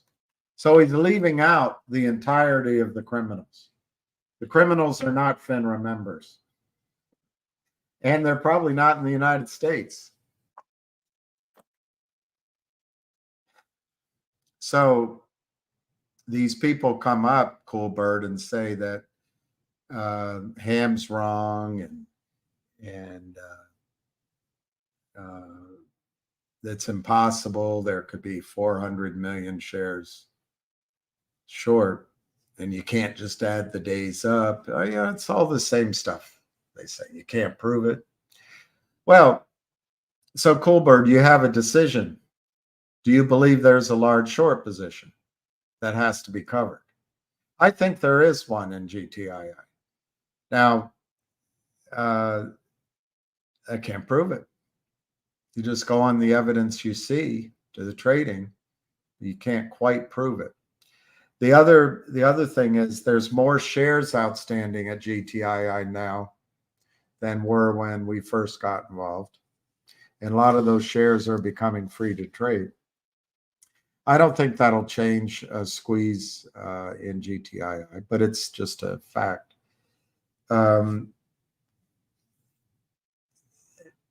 I believe the stock was squeezing a year ago. No one, I'm the sole voice that says this, but that's what I think was happening. And people decided to go do a quick trade in COSM, which was a disaster. And it effectively stopped any short squeeze, which might have been happening in GTII at the time. Fidelity was paying 1,000% to borrow shares of GTII. Wells Fargo reportedly took away the buy button. But collectively, we all decided best place to be was COSM.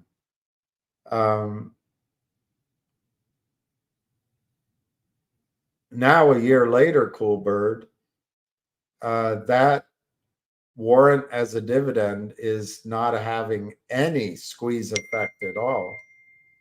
And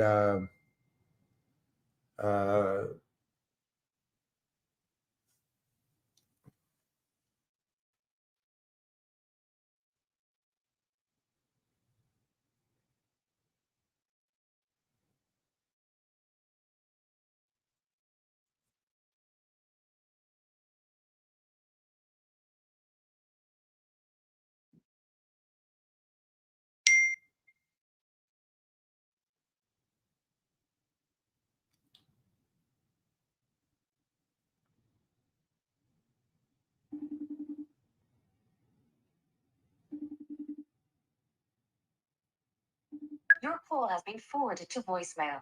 The person you're trying to reach is not available.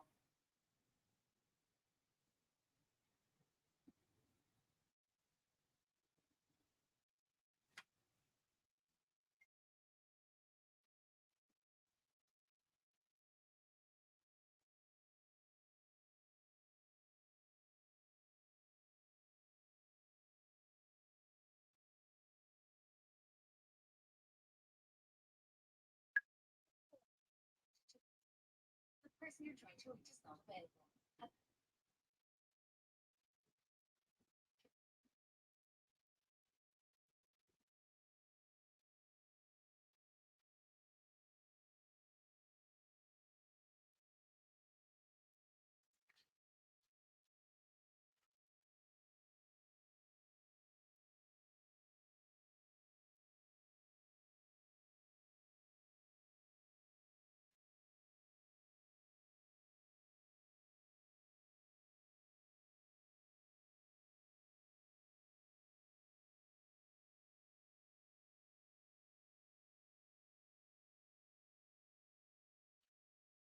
Ugh.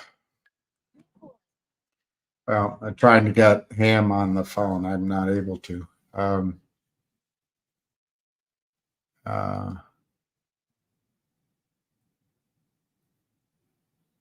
well, Lou has some good abilities. I'm not trying to.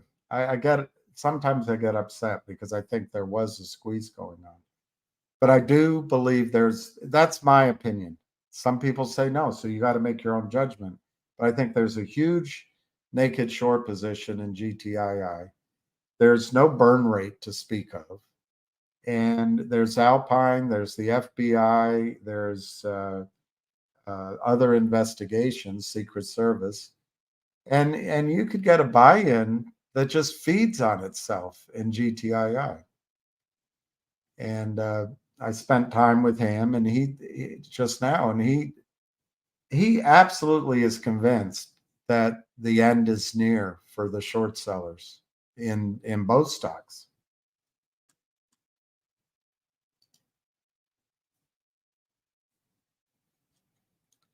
I don't know if I finished explaining, but I just think right now the action for trading, although it's not working yet, is in ZJYL and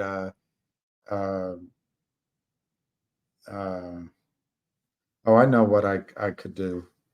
I just figured out another way of calling into him. Hang on. No. No, no, no. Let's see if I can do it this way.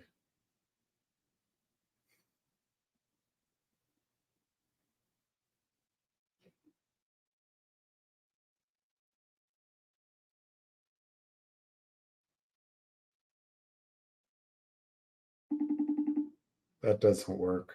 Yeah, that works maybe. No, I don't want that. I want, let's do it this way.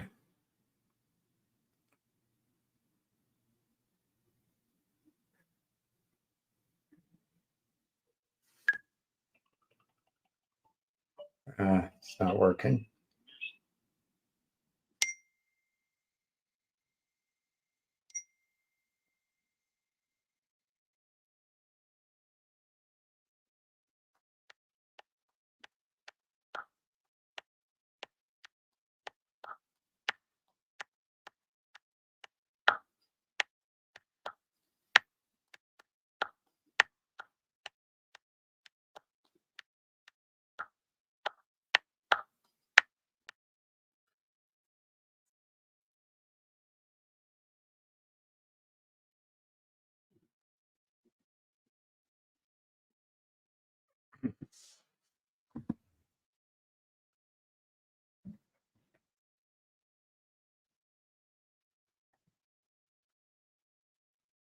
Well, anyway, the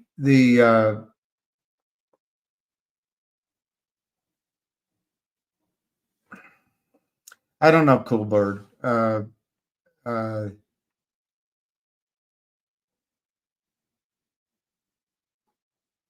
In general, right now is not the time to be thinking of selling GTII. That was probably when it was $8, but none of it, it's human emotion, it's probably better to be buying now than selling, but you can only do it with your own situation. I've told you I'm trying to do ZJYL, see how that trades, come back. That's what I'm trying to do.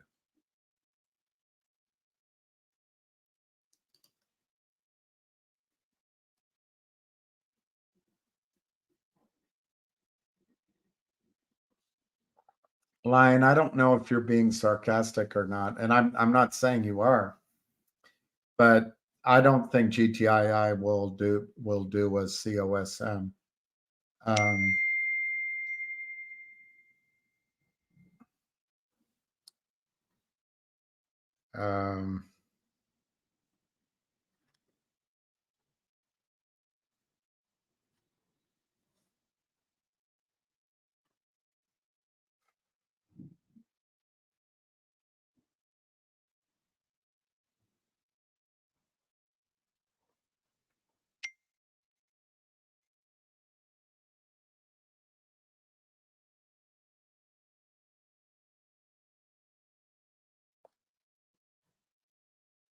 yeah.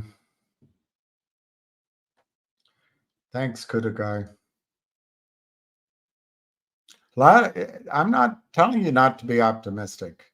I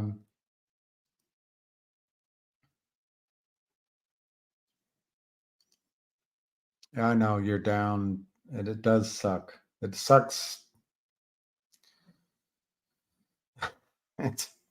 Anyway. I'm not gonna commiserate because we're all.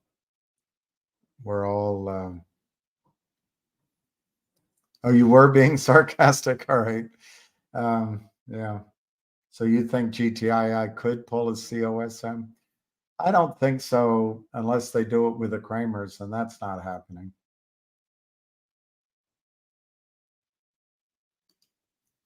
Short positions are self-reported by brokers. I'm not sure.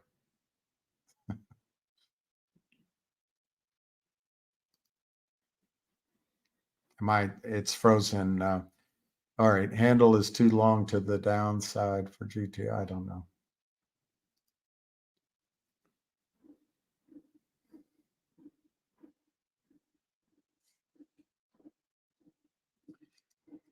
I know about DTCC. I'm saying if you look up the short position, it's low. Yeah, I agree, Lee. I mean, it's just the evidence is there. Ham's meeting with the Secret Service. Can he keep a secret?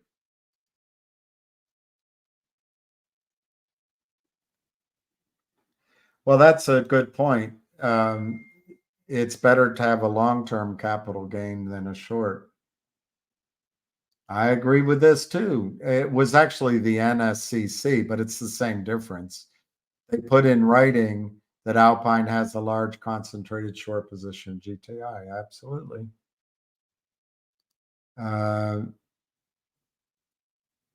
Yeah.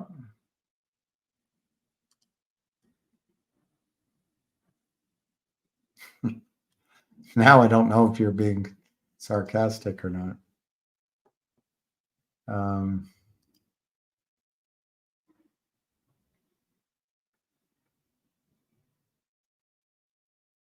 Yeah, that's true, the cup and handle, I think you're talking with finger. I think it does look that way on the chart. Or no, sorry, ZJYL. I don't know what finger looks like.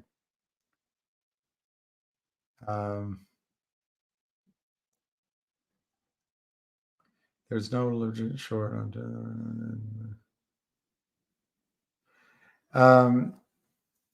You're saying legitimate short of GTII. Yeah, what they report is low. But if you have followed the selling in GTII over the last 2 years, they never buy back. And so the argument I always get is, well, you can't prove it. Well, the other side can't prove it either, that the short doesn't exist. In the case of GTII, in the case of Finger, you've got one guy that is really good at trading, been following both. And I've been following, I'm not saying I recognize all the patterns, but they haven't bought anything back. They haven't bought anything back. I feel like this is COSM all over again. What happened with COSM is Lou, Frank Benedetto, and George the Greek CEO told you that there was 2,000% short position in COSM, 2,000% short, that they were going to change the name. That would make the short squeeze. They were going to change the QSIP. That would make it short squeeze. That the stock was going to go from 18, 20, 22 cents to the bloody moon.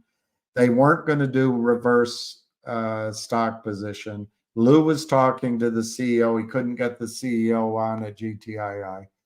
And they wouldn't sell shares to the short, and they were going to go on upstream. And they had contracts. Well,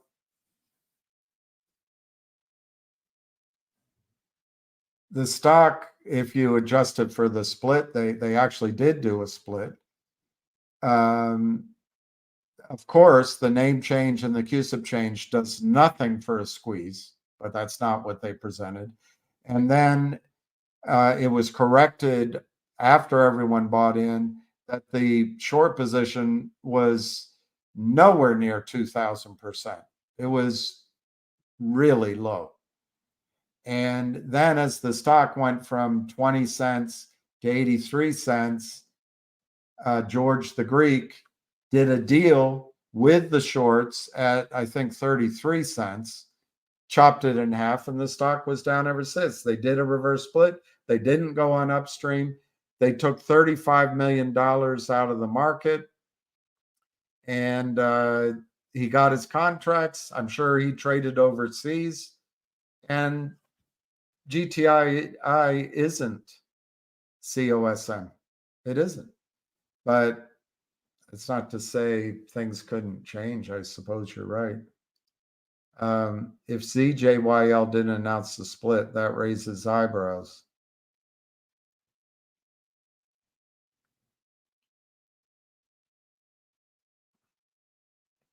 I don't know, guys. The vote is in China. Maybe a minister has to approve it to make the announcement. The vote was held in, I don't have it here, I think Beijing. But anyway, it was held in China. I have no idea how long it takes to announce that.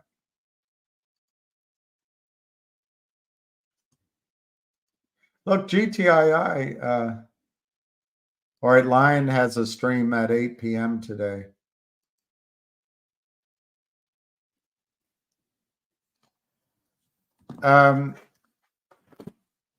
Beery, I only read the first 4 pages of this to you guys. I don't take this as a particularly good sign. FINRA isn't, I'll read it in more detail. But I don't think FINRA is in a settlement mood. My reaction is to this, FINRA is going to blame NextBridge and us, we, for buying, and social media. And FINRA is absolving itself of any wrongdoing. So I don't see a quick settlement. That's how I feel about it. But I'll tell you what, I saw Syntex got 50,000 views. Amazing. And then Don Fizz is, I guess people are raising money so he could stay here. I didn't know that until I was on my way up to Atlantic City the day before or the day of it. I'll try to reach out to him, but see if he needs help. I don't know if I don't think he does. But he's meeting apparently with everyone that he can. But no, I don't think there's going to be a resolution in 60 days. You're asking my opinion. I'm not the end all be all. I just don't see it. This letter doesn't seem like FINRA is under a lot of stress.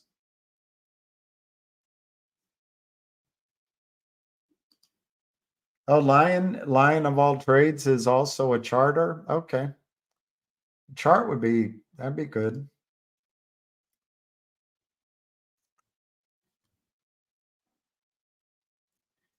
It's you, not me. No, sorry, it's me, not you. Or is it you?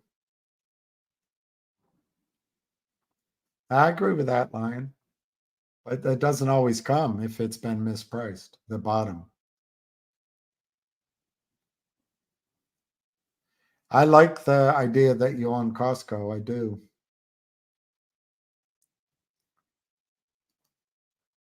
Well, that was an IPO. I think that's predictable. It's all hot money in those IPOs. Update on MMTLP, Julian. I read this, but Robert Cook wrote a letter to Congressman Norman on the 31st, and it's I don't know if that's pages are numbered, but it's like 30 pages.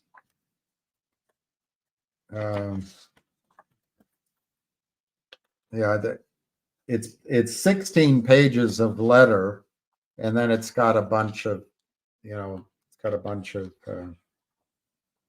CCs and addendums. This, to me, is not a guy that's concerned that he has to make a settlement.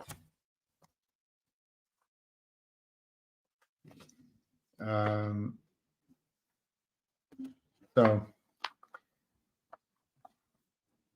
I'm gonna, well, maybe I can, I can finish reading this on, now that we've talked for a while. Maybe as we end, I can read the rest of this, or I'll just do another video.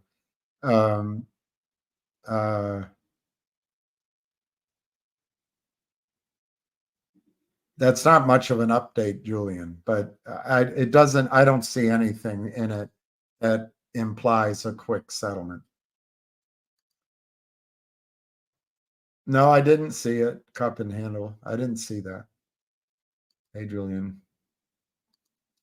That would be good.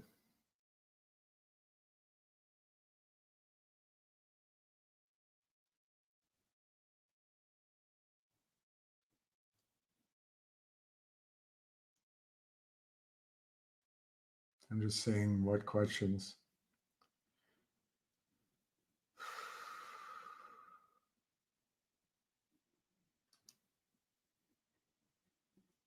I don't know what that means, Kit. Z requested an extension of financial reporting.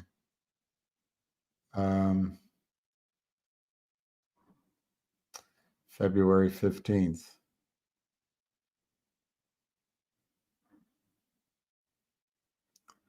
So there's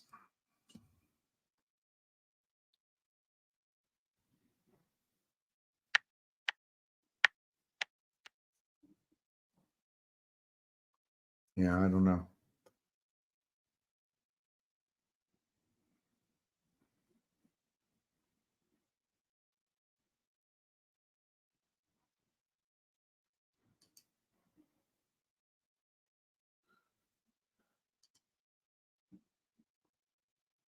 I don't know LQR.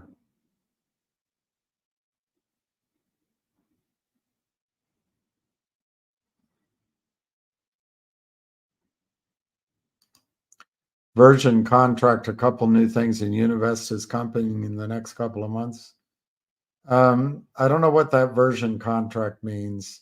I think it's clear that Univest is still advising Finger, and I would say there's several things, I don't know what they are, coming over the next days, weeks, and months for Finger, and they're all pretty significant. And yeah, I would think it'd be likely one of them would be Univest.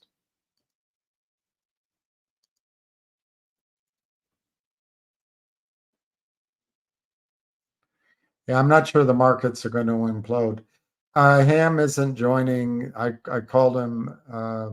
We're having a hard time with our phones. He has one phone that doesn't work, and I don't think Ham's going to join. So I'll try to sign off. So you're not bored.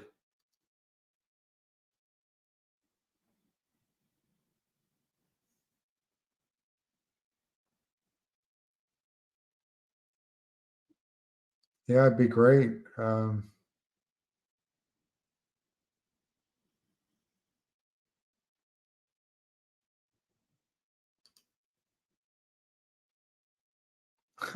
Why would they send it to you and then put it back in the account?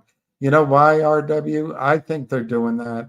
So they send you physical certificate, you send it back, then they can send, I mean, conceptually, they're sending that same physical certificate to someone else. They can send it back, and they'll go so on down the line. They're not doing it all at the same time.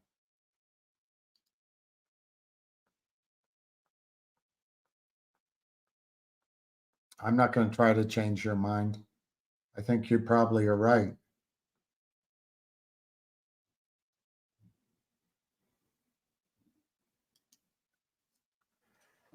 I think NBH should go. No, Kudakai. If NBH goes public, they being the criminals will just move 600 million of MMTLP / MMAT / Torchlight. They'll just move it all into your accounts, counterfeit as NBH, and Robert Cook will say, we are maintaining, dedicated to protecting investors and safeguarding market integrity in a manner which facilitates vibrant capital markets. So, hogwash.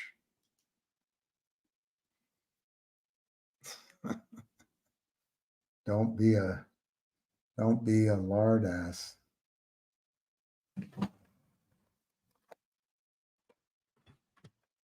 This t-shirt, this is the t-shirt I got up there, but I don't think it fits me, so I'm gonna have to give it to somebody. I didn't have any my size. Hey, Suljo, thank you for the $1.99. As far as I know, the vote approved and it's not hard for you to figure that out because, you know, a handful of guys own the entire float, and 80% of the rest is held by insiders. So it's not hard to imagine that it's going to be improved. But it was approved. Let me see if it's been announced. I don't think it has.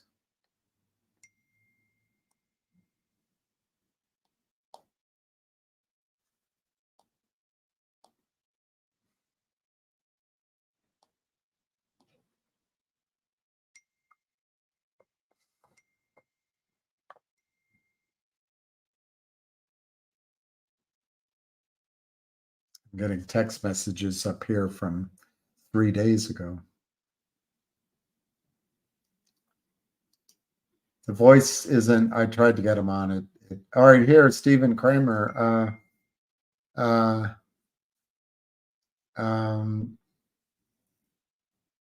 Metamaterial Torchlight preferred. The T is Torchlight.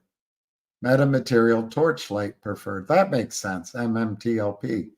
That makes sense. Thank you.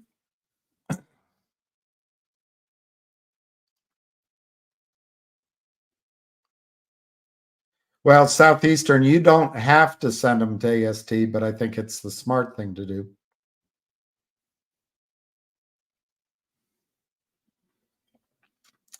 And I'm glad you got them. I sat with somebody in Atlantic City that has a lot of stock, and he did the same thing you did.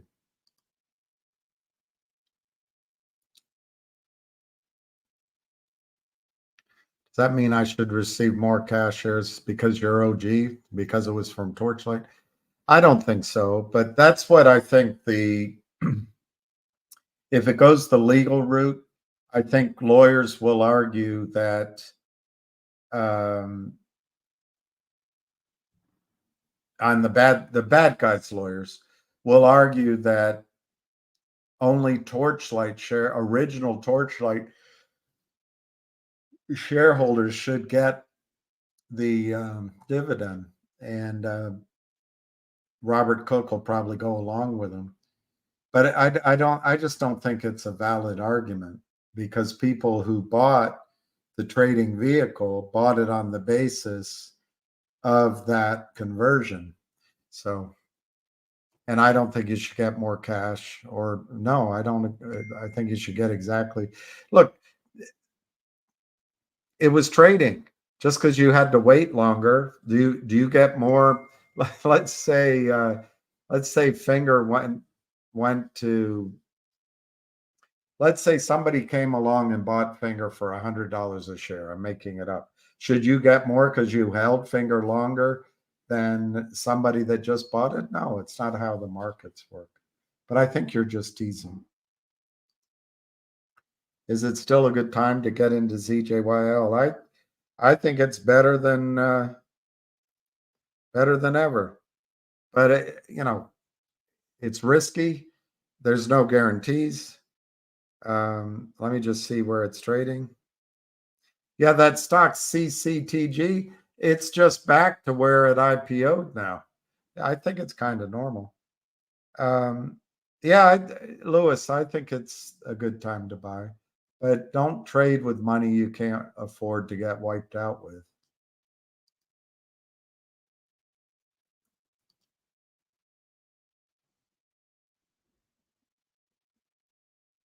You don't want 2 days trading.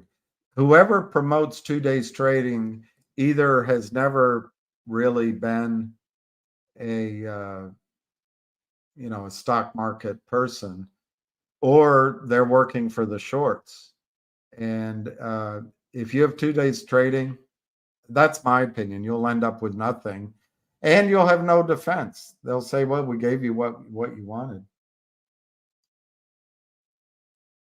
I think if that's all you're looking for, just getting your money back, you'll get your money back, Coolbird.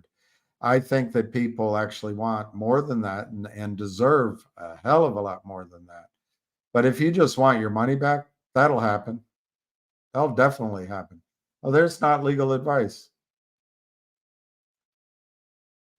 Circumstantial evidence is as valid and issuable as any other evidence. In fact, eyewitness testimony often conflicts. I agree. I've used your line, and I've credited it to you many times, that circumstantial evidence is evidence. It's evidence. Oh, there's not legal advice. Nice job on your video. Thank you. That's very nice of you, Richard. I didn't get a chance to watch your whole video, but your video with Kristen, or is it Kirsten? With Kristen, it looks awesome. You did a great job with that. She's awesome. So I don't know if it's you or her. I don't know if maybe it's both. Rum almost hit 8. Yeah, I don't know. I'm not following it. Can I tell you about ZJYL? I wasn't hoping for it to squeeze by now. I mean, that's maybe I was hoping, but I wasn't expecting it. I wasn't basing. It seems perfectly logical. It could take 2 to 3 more weeks. In fact, if you read the vote, it could take till the end of March. But I'm just willing to wait until it happens, you know.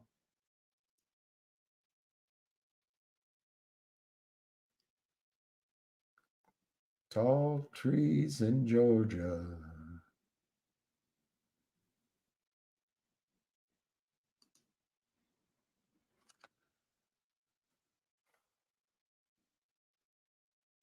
All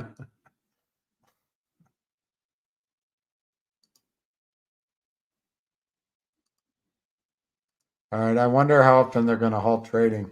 I think 300 is the breakout, or 310 or 290, but roughly there. And I bet Lion of All Trades will tell you that, or something similar, if you tune in at 8 p.m. to hear him. That's it. If it's offshore,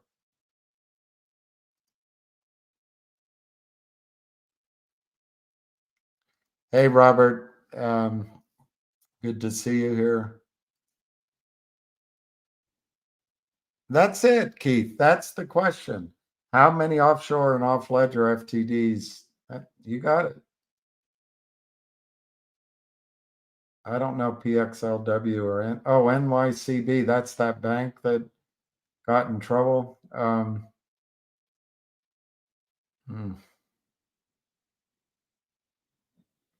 don't think I'd trade it. I don't think I'd trade it.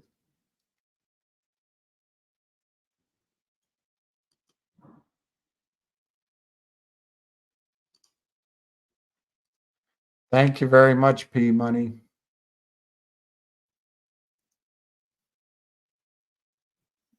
Mark has some good ideas. Hey, Jana, lies and continue to state no authority, but they changed the corporate action twice and the U3 halt. Lies and point fingers at everyone. The company, brokers, social media. I hope Congress knows they're lying. I hope they know they're lying. I really do.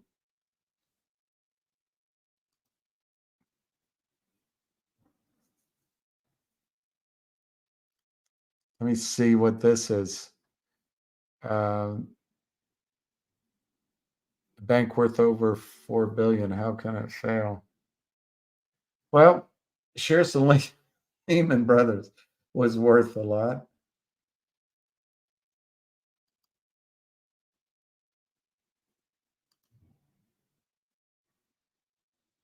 That's it. Regulatory capture.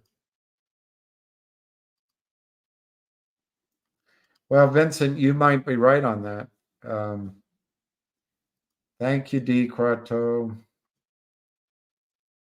Red pepper ready.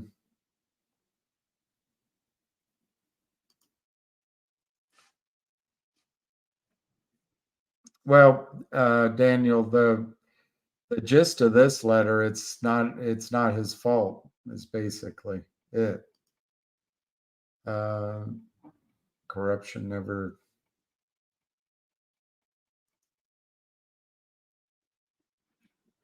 Mark, I'd be really careful of that bank. It doesn't mean I'm right, but I'd just be careful. The hate has offensive language. Please take off now. You must be a computer. Thank you, Barbara. Well, Martin is great. That's not me.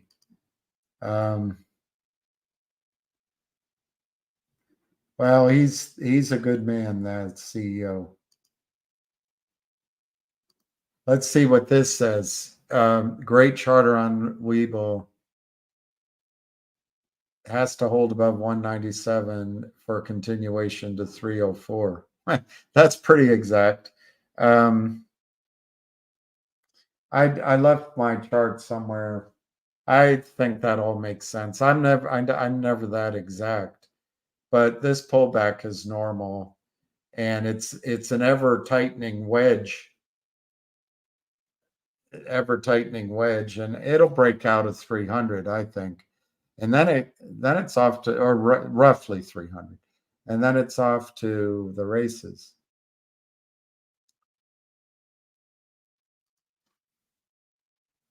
Yeah, that was 4 years ago or 3 years ago. Thank you, DB.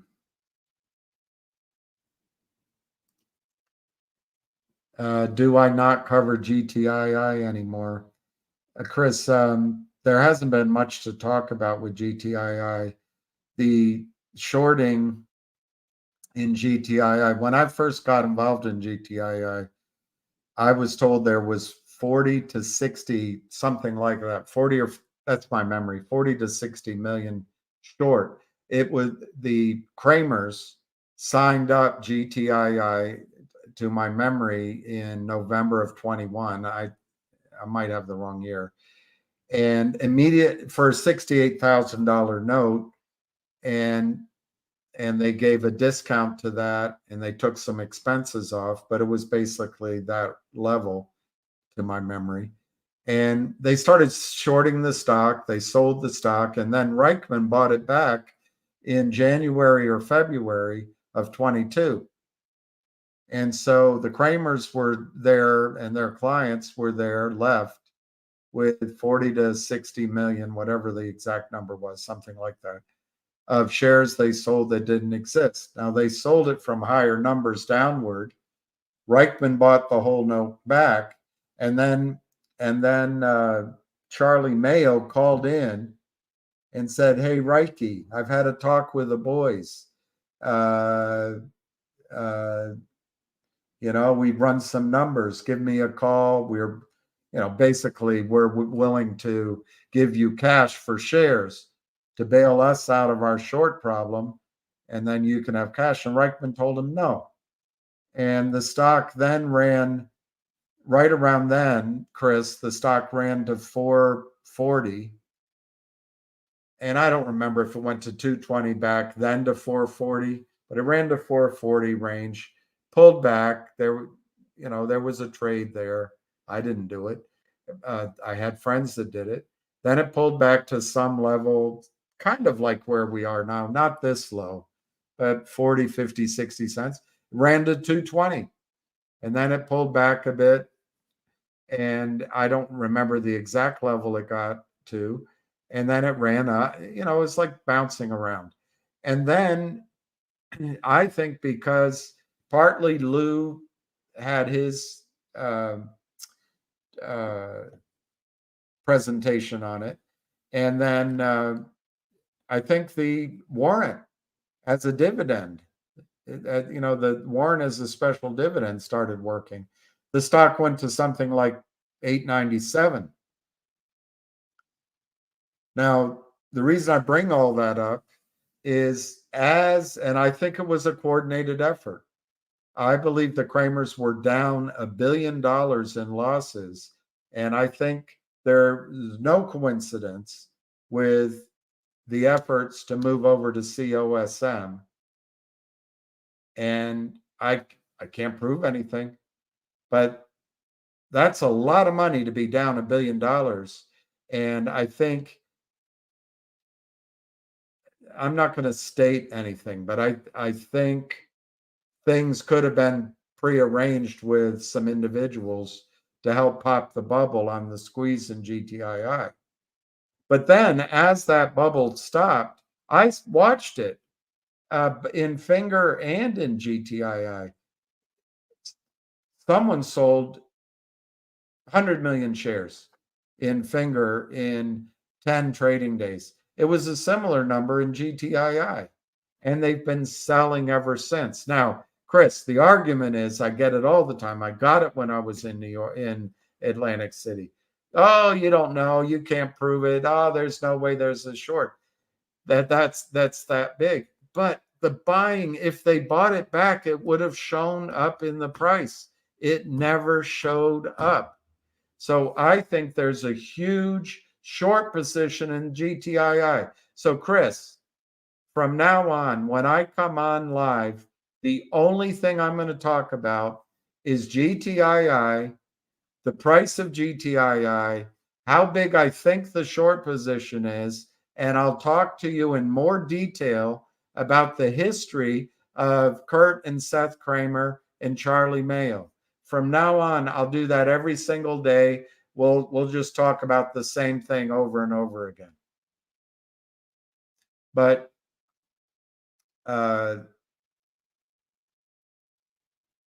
it gets repetitive. I don't see any short covering. You have to decide yourself if you believe the short position is as big as it is. I think Ham is good at what he does. I think Ham sees the short position, and I think it's there. But it doesn't have to be 440 million. If it's 40 million, it's enough to make the stock run. And you've got the proof of the NSCC. Do I have to go through every specific again? There's no new news in GTII.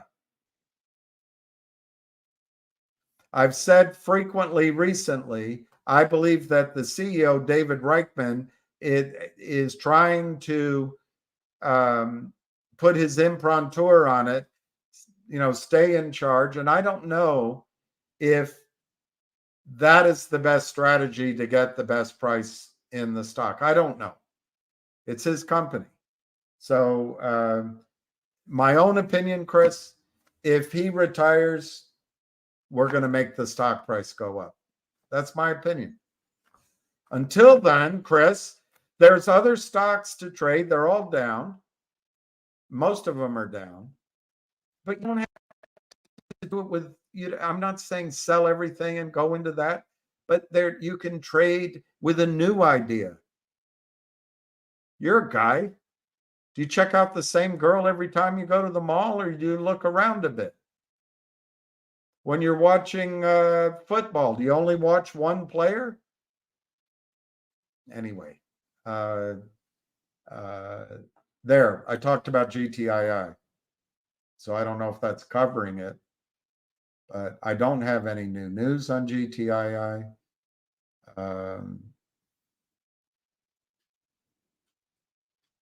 I've talked to you before about the Trento mine deal. I think that still has legs, but nothing's happened. We can go over, Chris, the fact that the law firm deal didn't happen.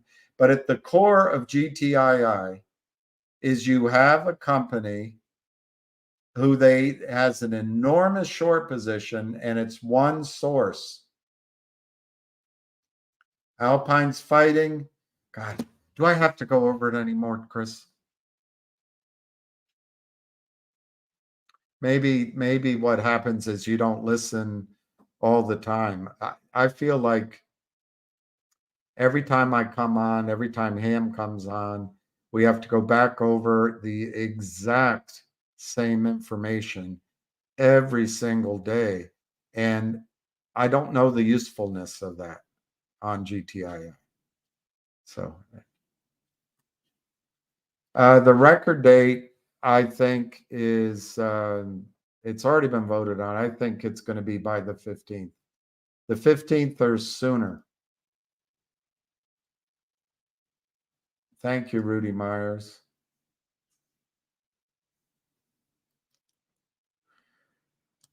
Trip went great. It was, I have a new career ahead of me. I don't know. The trip was great. And particularly as it related to Finger, it was awesome. But I went to several, I didn't go to many because I was in the one-on-one room, but I went to, I think, 5. Company called Ring Energy, Alzheimer's Treatment Centers, Partnership Solutions, Finger Motion, Indonesian Energy, and I think this Advanced Health Intelligence. Anyway, it was all very interesting. And I guess that's my way of saying that maybe there's life ahead in the over-the-counter markets.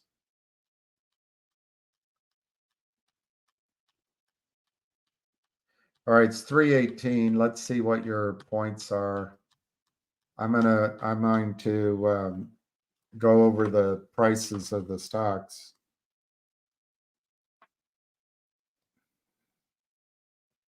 232.50 on ZJYL. CCTG's now on my screen. It's under $4. It's 346. $4 is where the IPO was. Vocal is $1.75. Yay. It's only down 25 cents. GDC is 187, 185, 189. Finger is 229, 229, 230.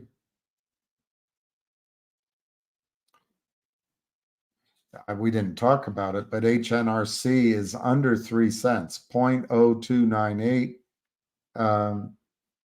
There's no news on it.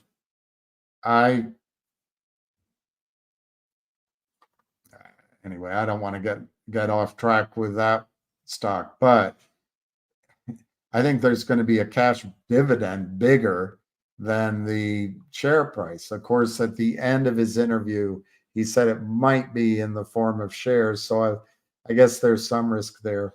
And then what they're going to distribute their HNRA, which is, I think, 7%, it could be more, of Pogo producing, which has value and cash flow and growth, although they're doing, unfortunately, a what I think is a very low price deal. But when I did my calculations, I came up with that HNRA based on the value might be worth $58 a share. I chopped that I took 75% of that away and ended up, I think, at $15 or $12. Anyway, if even after HNRA does this offering, that's what it's worth, $12 to $15. That's going to be distributed. And I think it's worth that more than 3 cents a share. But anyway, let's move on from that stock. GTII is 24.94, 245,000 shares. It's pretty decent volume. Another stock that we don't have to get distracted, but Logic is 0.028 to 0.03. I reiterate, that's a shell. It's for sale. They have been interviewing reverse merger candidates for months. And I think for 2 or 3 months, they've had this reduced to the final candidate and the LOI. And I think it's going to be announced. I don't know that it'll be a definitive agreement. It'll be dependent on an audit or something. But I think it anyway, is it February? Is that when it's announced? Who knows? CAUD 76.5, 48,000 shares. I don't know which other stock I should be looking at. Anyway, that's enough for now. Why do I keep quoting Farmer stock? No one owns that trash. Well, mainly because it's on my list. So if I stop long and I'll just have. There's only 10 on my list, and it scrolls, so I'll just have to delete it. The main reason I'm kind of fascinated by it is Jeff Easton put out a letter saying that Lynn Partners does not short stocks and that it's social media, nefarious actors on social media, something like that. And then Jeremy Fromner put out a press release saying that he had done extensive due diligence. I don't know, does Jeremy Frommer have access to the trading computers of every offshore criminal? I don't know. But anyway, he said he had done it, and there's no evidence of this manipulative, destructive trading, counterfeit trading.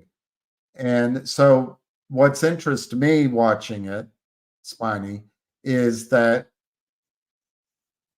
maybe Jeff Easton is working with Jeremy to prove to all of us that Lynn Partners is a great firm. And this might have been they might be driving it up So they can point to one stock that they did a 500 for one reverse and hey, it worked.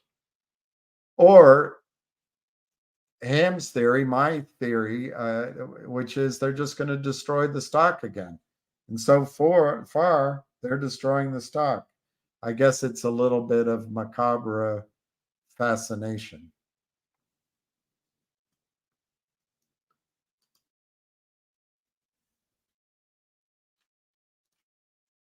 Look, GTII could have a huge short squeeze.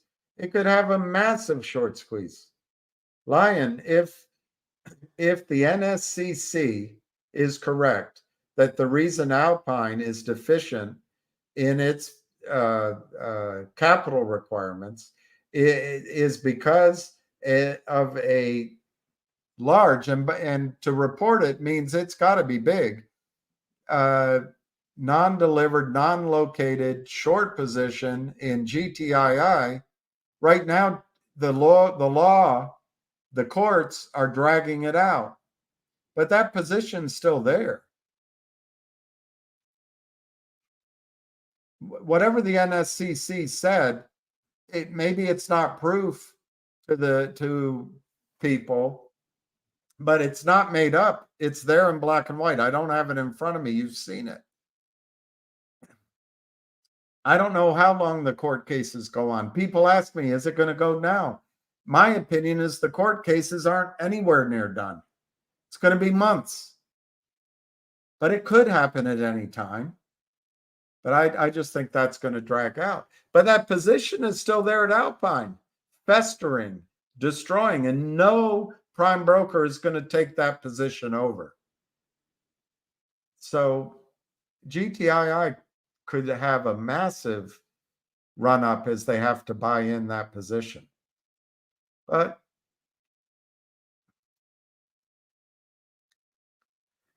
hey, Miles, Ham just posted on Twitter, heat shorts are north of 10 million. Well, let me see if I can find that. I'll read it to you.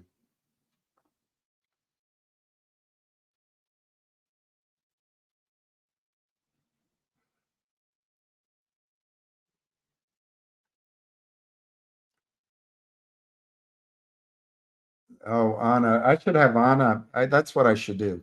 I should get Anna, maybe Kristen, maybe Richard Hoffman on to talk about MMTLP. We'd have to give Richard 5 minutes to tell 10 jokes.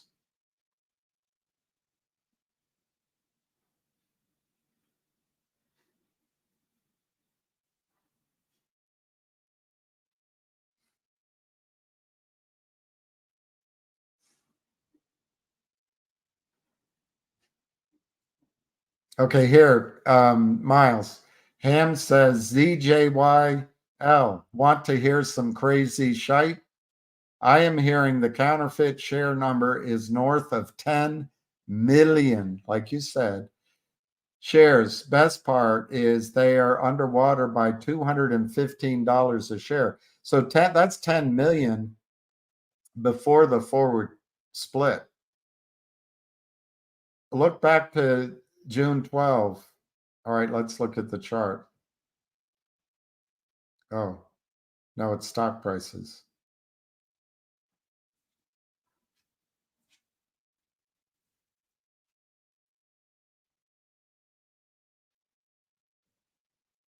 I'm trying to go back to June 12.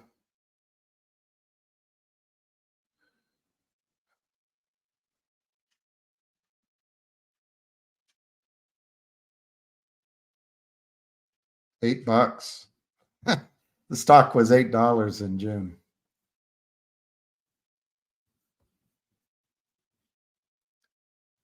Farmer sucks. Why mention the idiot? All right, I'll try to leave that off our list of stocks.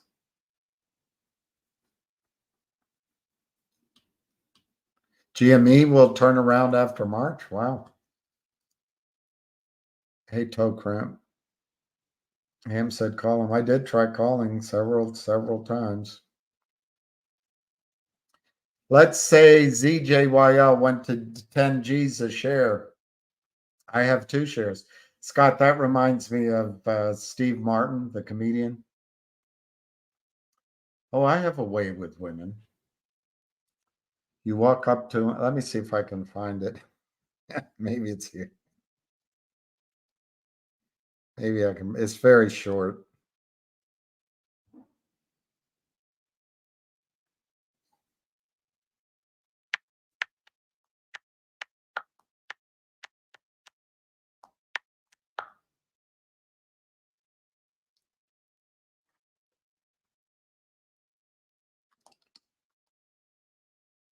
Let's see if this is it.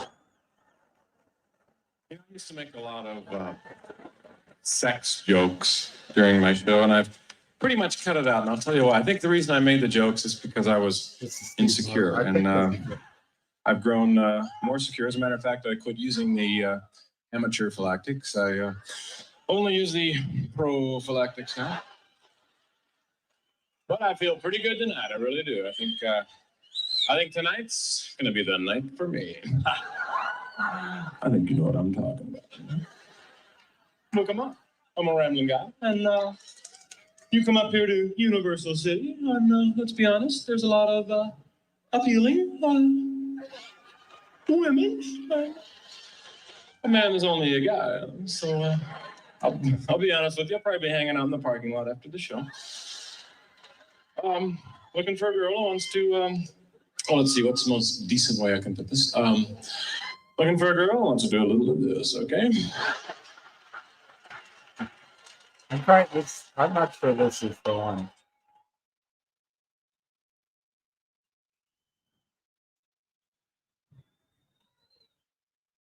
And who knows? I might even get into some of this. I'm not too sure. Let's just see if he gets there quickly.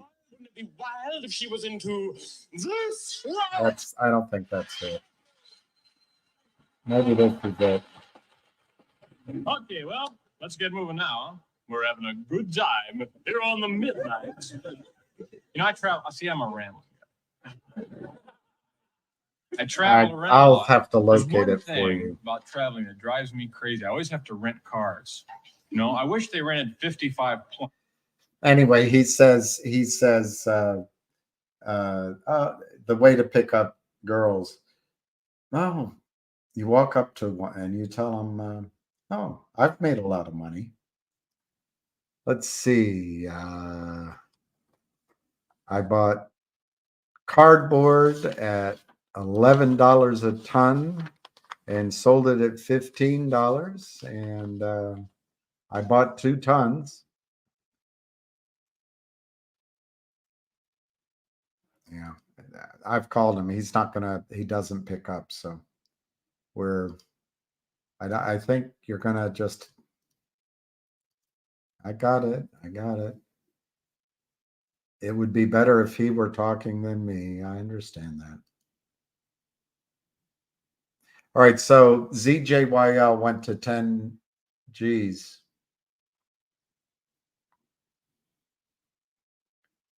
Good question, Scott. Where would I put it for next year's tax? For next year's tax, man, where would you put it? Or for next year's tax man, where would you put it?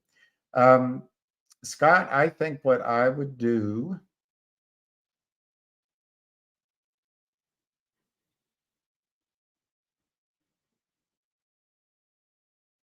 You don't have to do just one thing. But, you know, you can get 5% at the bank right now. You could do that.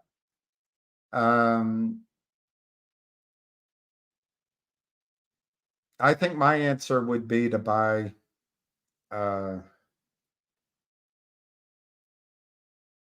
if you want to buy in your account and have it in your account, but you might trade it. That might be the problem.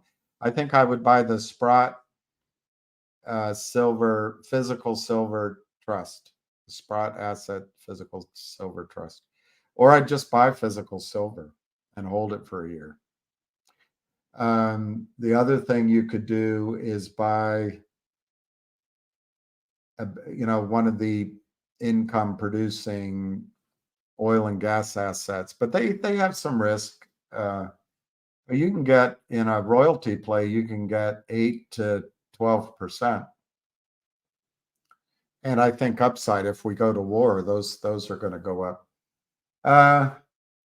Finger, I think in a year's time, what if you put half your money in Finger and it ran? Of course, you might have to sell it next year, so your tax problems next year. But if you lost, you're playing with house money. I still like Wolf, and I still like. I actually think HNRA at $2. I think it's going to go to 10. And the shorts won't keep it down. It's cash flowing. It's worth $15 a share, even with the offering they're doing.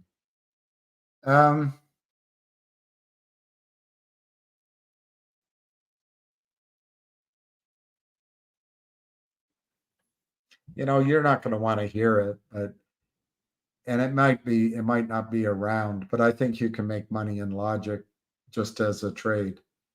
But yeah, I think my favorite would be, Scott, would be to buy physical silver. That would be mine.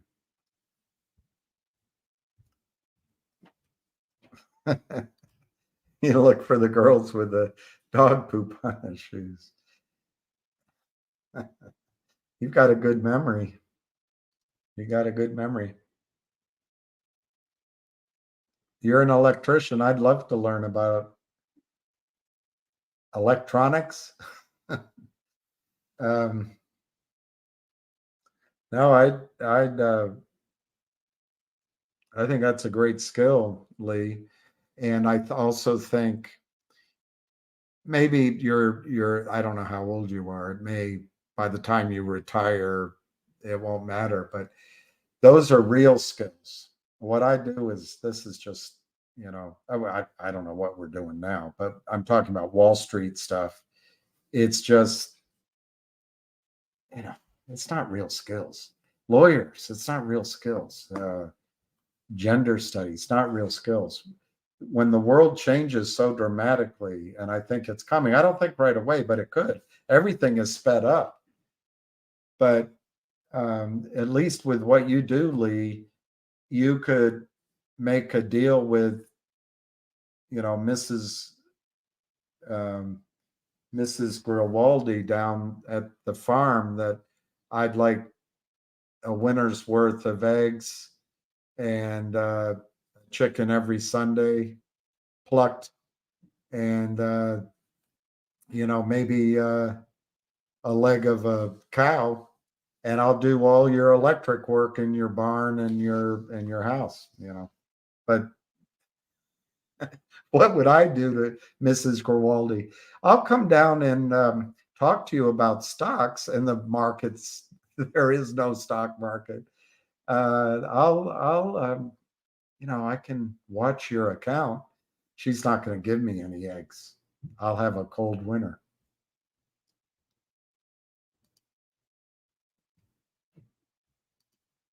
I've called him. He won't pick up.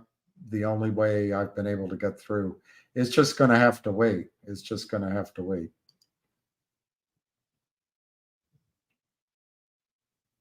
Wow, you're young. You're young, Lee. You're a young man. Although I remember when I was 51, I felt old, but you're very young.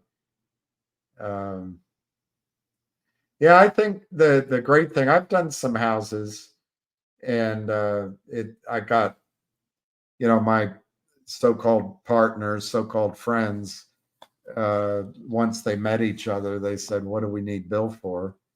And that was an expensive lesson, that you can't trust people, and they're not. Money trumps words. My dad used to say, blood runs thick, but money runs thicker.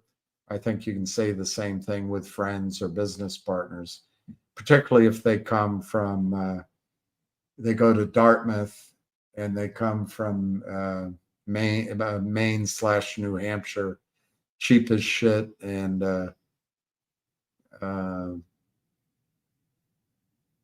rationalizations. But anyway, I did a lot of houses and I enjoyed it. The good thing about it, Lee, is you can see what you did.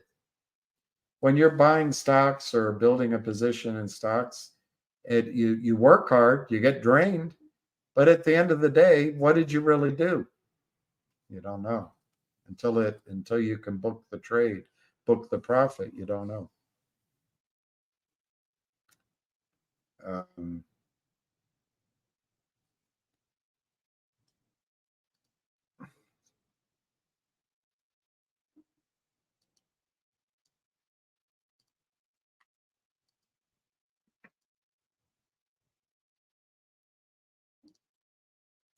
All right, let's see. I want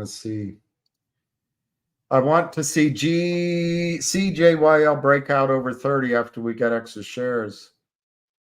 Well, yeah. Look, what they do, they run it up, and I think these are trap shorts. Ham just said 10 million shares. They're doing all this strategery that they can. They're running it up. They don't want it to break roughly 300. Listen to Lion of All Trades or whoever runs charts for you. I think it's around 290, 300, maybe 310. I can't quite read when I look over on the chart, they don't have a number over at the edge, but it's around that area. They've come up to 300 at least 3 times, maybe 4 times. When they break through, I don't think you'll see it below 300 until after whatever run up is going to happen happens. So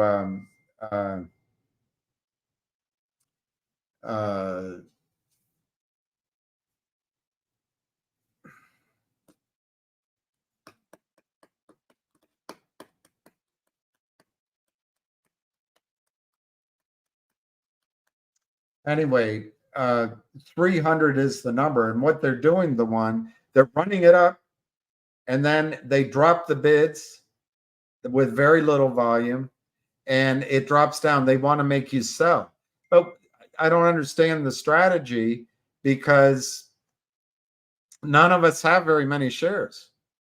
I think one guy on here said he had 200 or 500, but even that's not going to change the world for the shorts. So they're trying all this, but I think they're, peeing in the wind. Let me see where it's trading right now.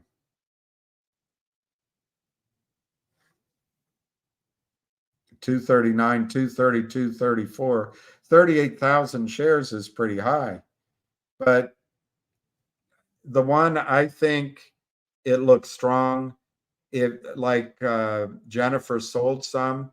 Yeah, I think it's a good chance to buy it back. I don't know her strategy, but if it breaks through roughly that 300, I think you'll see 500 in a heartbeat, and then 20,000 divided by 20. I guess you're talking then about $1,000 a share.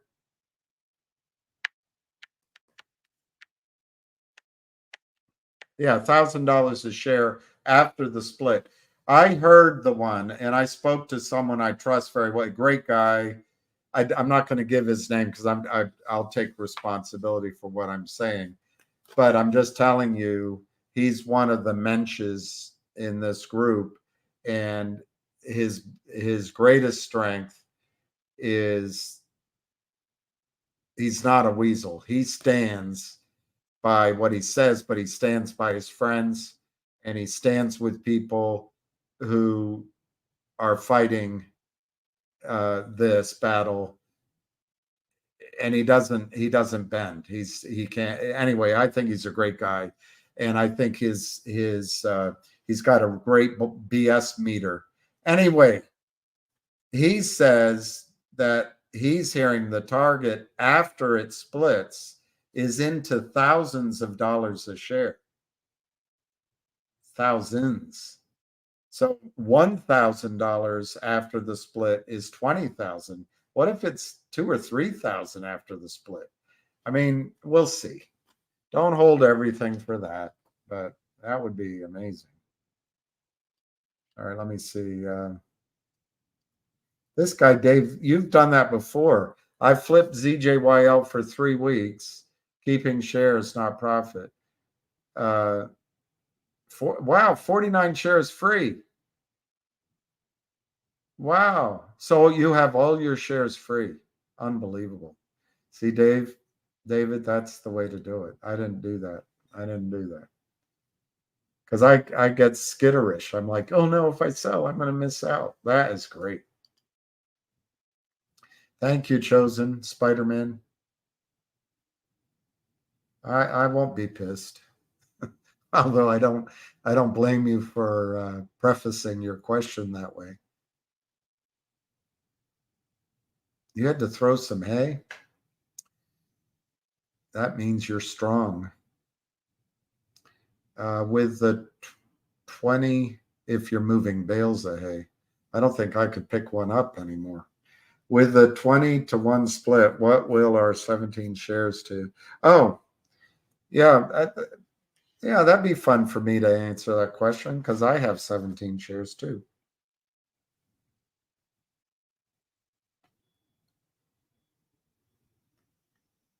I think it's 340, but I'll do it. Yeah, it's 340 shares. That's what we'll have, 340 shares. And I think, I mean, I don't, if the stock really took off before the split, where does it go? Does it go to 10,000? Does it go to 5,000? Does it go to 1,000? But double X, I'm going to try to sell 2 shares at some number. I'm not going to hold out for some moon, but to try to get my money off the table, whatever, then keep 15. Another way of saying that is I'll try to, after the split, sell that 40 shares. Oh, you have 20. That's pretty good. Take profit, buy a few, leaving. That's great, David. See, people should be listening to you, not me. Sunil, are you jealous? I think any amount of shares you have in ZJYL is going to be a educational experience, and that's the main. Look, Ham's saying there's 10 million shares short. We know that these handful of guys own the entire float. They're trying to get 500,000 shares delivered to them. IBKR is lying about what's available because there isn't anything available. And then we're going to see what the forward split does. So you don't need a lot of shares to have an experience with it. There's so many people that have more shares than I do. Like David Smith now has 53. Awesome.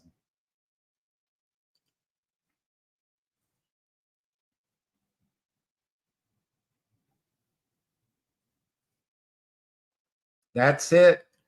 That's it. Apollyon 81. We're not going to make a difference. We're truly the tick on the butt of a rhinoceros. It's not going to matter what we do. Or a horsefly on the back of a racehorse, if it really goes.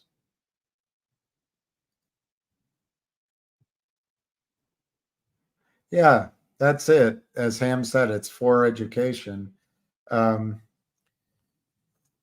gonna quit at 4:00, 12 minutes. And I'm sorry, it's my fault. I couldn't get Ham on, but that'll make it all the better tomorrow when you hear the voice. The ask is 27 for GTII. Where's my phone?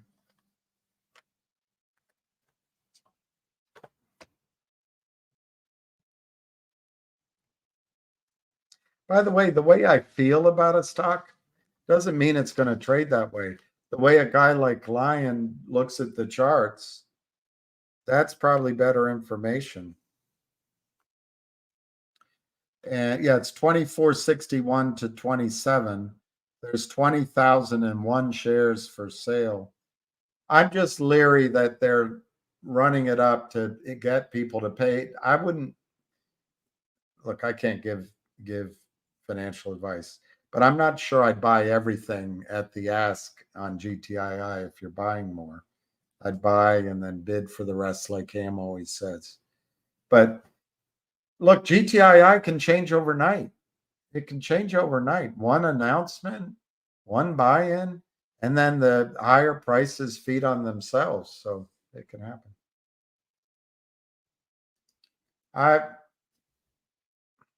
Daryl, I've called in. I've done the best I can do. I can't think of a solution while we're here, so I'm just going to see it out till 4 o'clock. I called quite a few times and to no avail. He has a phone. He's got 2 phones. He has one phone that you can't even get into him on. So I don't, it's too complicated to describe. Anyway, it'll just have to be tomorrow. I apologize. I'll take the blame for it. Yeah, there you go, Lion. Cheers, mate. I wonder, you're in the UK. I wonder what river you're on. That looks maybe more like a sea. I can't tell.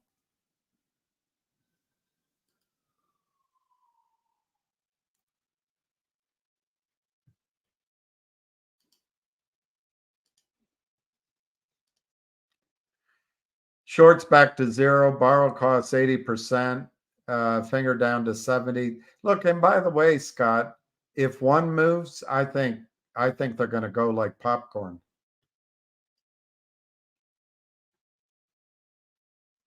Dominic, I don't know. Yeah, Ham worked his butt off on this trip. You should have seen. I think we were in 3 different casinos, which meant 3 different groups of people came to meet, 3 different events. And then, I mean, the guy was just nonstop work, nonstop phone. And I don't know. I wasn't there for all of his meetings, but I'd say at least 24 people came in to see him. And there's a lot of money around that, a lot of money. So he worked very hard.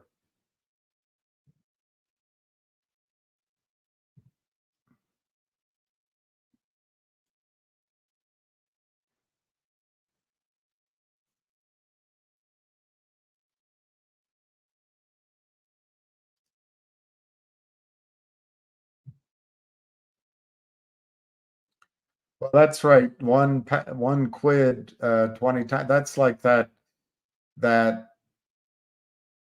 slave that I think went to the king, and the king said, "What do you want in return for your efforts?" And he said, 1 grain of sand, 1 grain of gold or whatever, on the checkerboard, and then double it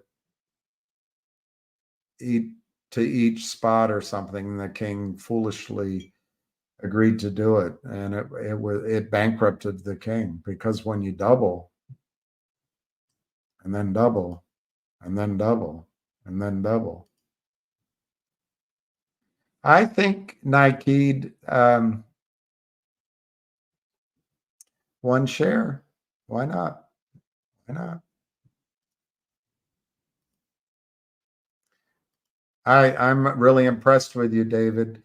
And that's something that Ham would do too. Well, not only that, BT, it's also, and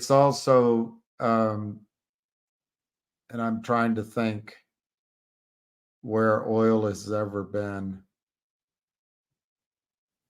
I can't remember the highs on oil. Natural gas would apply too, but it's one of the few assets that's not it hasn't made, there's the argument, there's an everything bubble out there, from real estate to bonds to the the Samurai 7.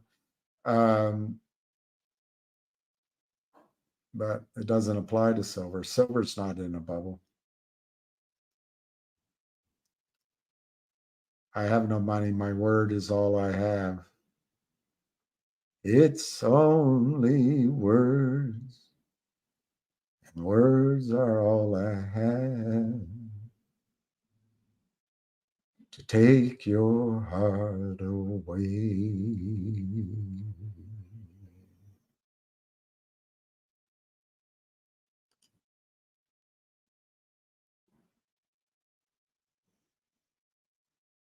It's only words. Words are all I have to take your heart away. That was the highest, 130. Well, Lion, if we go to war with Iran, which has been my fear for quite a while now, oil will go over 130.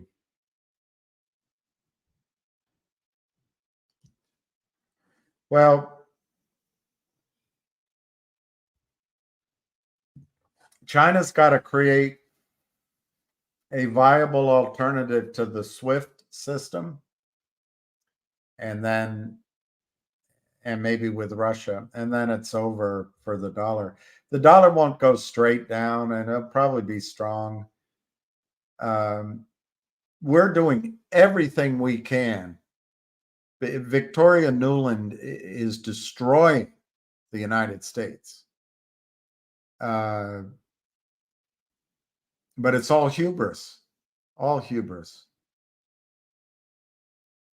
But I think we can recover if we can if people can believe in us again. That's not happening right now. And we'll never go back to being, they won't go back to being one currency that settles all trades. That won't happen.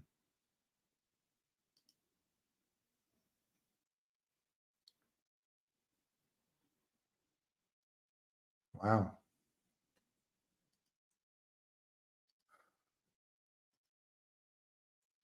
Darling, there's talk around town about a girl who spreads love around. Lips of red, eyes crystal blue. Darling, say it's not you. Did Martin mention the special dividend? Well, we talked briefly about it, but only in the sense that something like that's happening. He really was not at liberty to discuss material information that, he'd have to disclose it to everybody. So my impression, of course, is that one is coming, but I didn't learn any details on it. So, same question. Did the dividend ever come up? To my memory, it was like a list of things, and body English,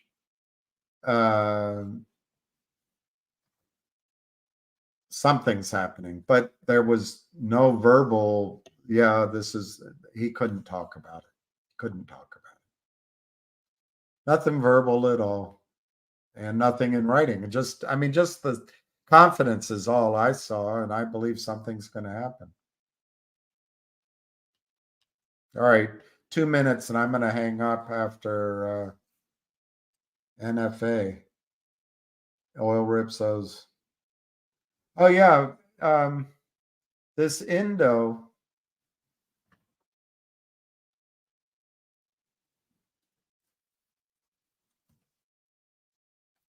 is that this stock? Is that this stock? Indonesia Energy? I was impressed with that one. I was impressed with Ring Energy. Look, oil will become, right now, no hedge fund is in oil. It'll, well, not no, but it'll change again. All right, so GTII is 26 cents on the close. ZJYL is 239.49, 234.40 to 239.49. Thank God they're trading in 49 cents. GDC is 187. I don't know why this is here. CCTG 392 last trade. Let's go back to ZJYL last trade 239.49, and GTII last trade 27 cents, and then Finger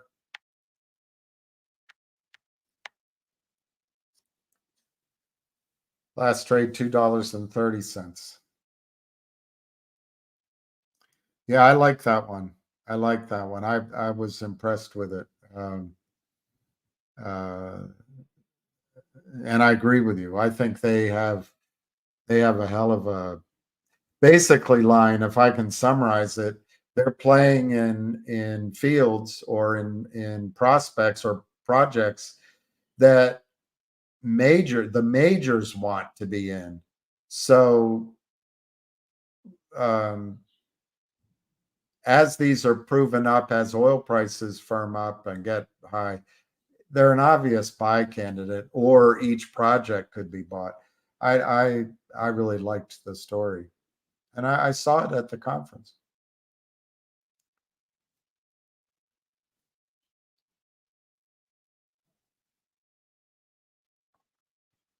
All right. I should come on one of your things sometime. I don't think I can do it today because I'm too tired. Couldn't they just move the shorts across the sea so they don't have to be accounted for? Yeah, that's certainly what this incompetence is all about. But I think Price,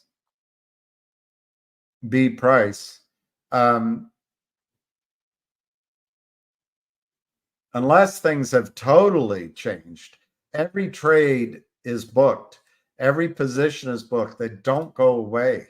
They do not go away. I know Citadel lit their warehouse on fire, but I believe that every trade still exists, and it's got to be cleaned up.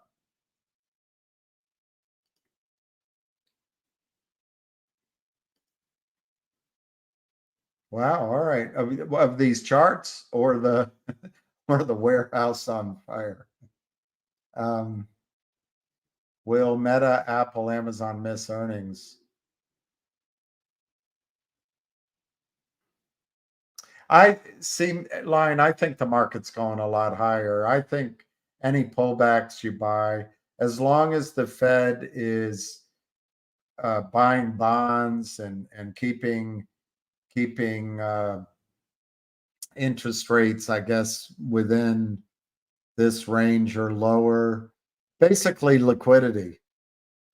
There's a lot, to me, there's a lot of liquidity, I think. I'm too pessimistic. It comes from a long life of being unimpressed with myself. They want to hear him in case he has new information. Thank you for trying. Thank you for your knowledge. Yeah, it is priceless. That's what I keep telling my girlfriend. No, I don't have a girlfriend. We will, tomorrow's show, if I can call it a show, it'll be all him all the time, and he'll make it run. I'd love to see that video, Lion. I'd love to see a video on that.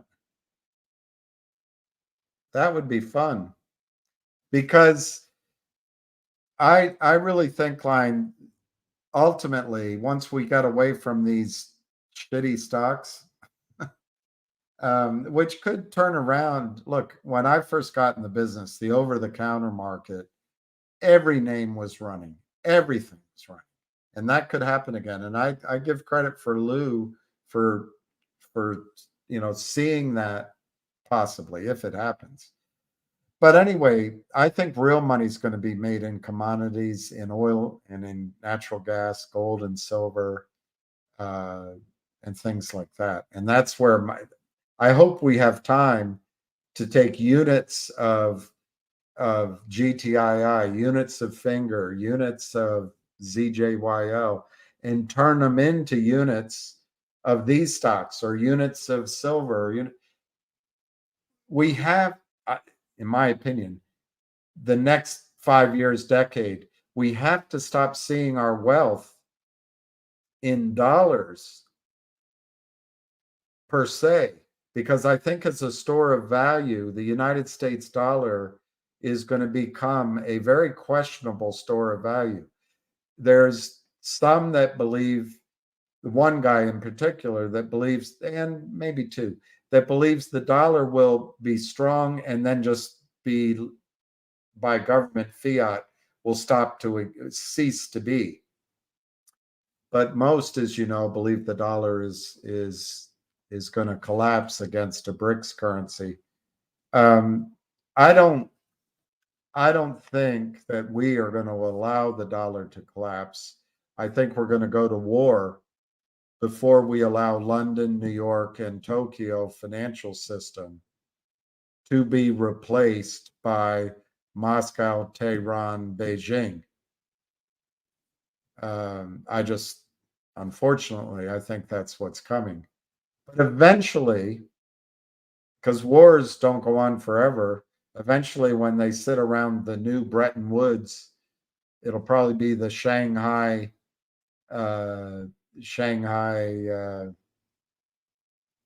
shuffle, the Shanghai seas.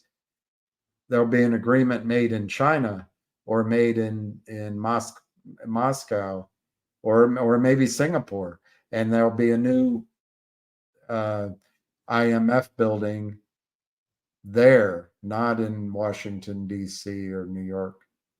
But anyway, if we're stuck seeing our wealth in dollars, I think that's going to be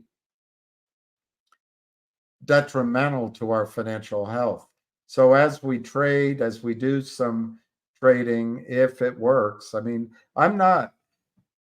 if you want to trade, you have to talk to Lion or Arca or Avid or, trading requires being in front of the computer all day.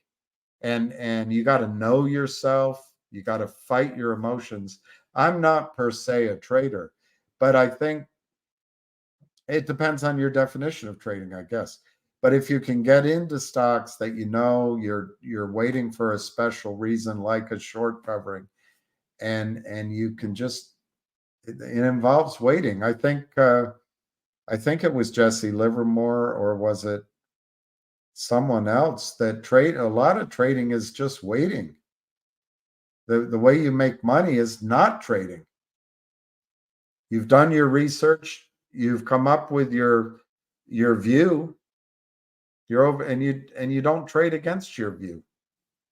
But anyway, I don't know which example to give. Earlier, I was giving an example on GTII. Let's say you have 10,000 shares of GTII and it's down, down, down, down, down. Maybe, like I suggested, you trade one of them. So now you only have 9,000 shares. But in the manner I suggested, you trade it, you get into this other quick trade, which I think is a 6-week trade. And you turn that into 8,500 shares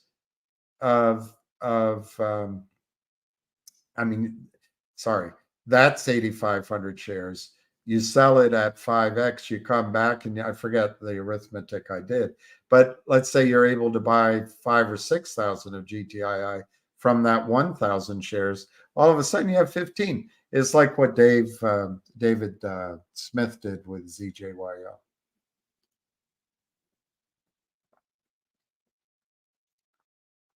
Well, Doug, I really think Ham deserves the credit. As ever, he's the catalyst and prime mover, and it was his unflagging work at that conference that made it happen for our group. But I was there sincerely trying to help and chip in how I might.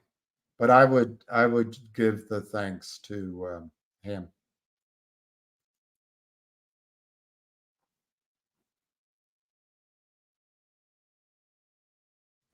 I heard somebody paid for his trading view that's on these, who I ran into in New York, and he didn't look that pleased to see me. I said, it's nice to see you, but he didn't.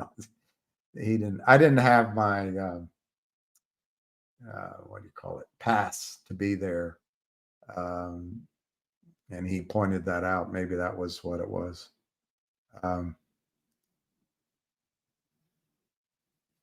Meta declares first ever dividend. Wow. All those companies are sitting on so much cash and lying. I don't know. You probably studied it, but imagine you're sitting on 100 million in cash and it was paying 0. Now, all of a sudden it's paying 5%. Those companies are going to be flush. You're saying something came out on Z. Let me see. I don't see. You're saying it's out for ZJYL. I don't see it. Of course, I don't know. Let me look on. Where can I look? I guess NASDAQ.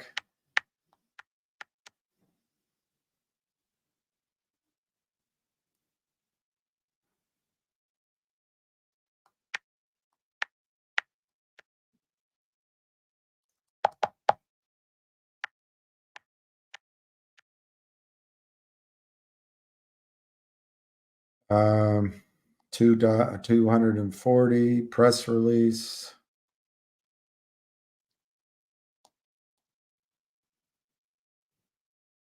I don't see anything out for ZJYL, so I don't know where to find it. Am I feeling okay? Why am I coming across as a loony?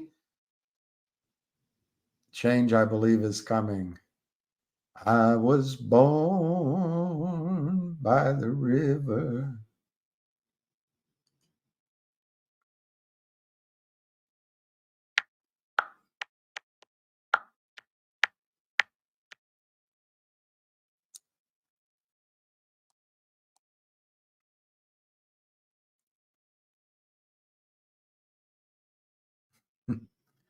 I'm feeling fine. I'm feeling fine.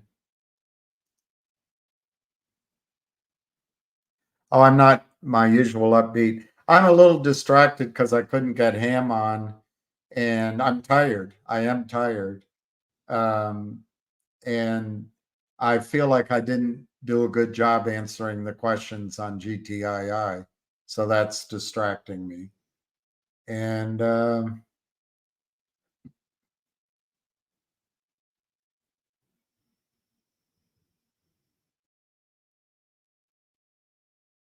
I'm just wondering what I did with my life. No, I'm fine. And I also, my eye is really bad. It's getting ever worse. I don't know. There's just a bunch of things that are, maybe you're perceptive. There's a bunch of things bothering me, but I'm positive. I think we've been under attack. And I think these guys have captured the self-regulatory agencies, and this nitwit, in my judgment, he's probably not a nitwit. I don't know. I don't. Sorry, I'm not upbeat. So.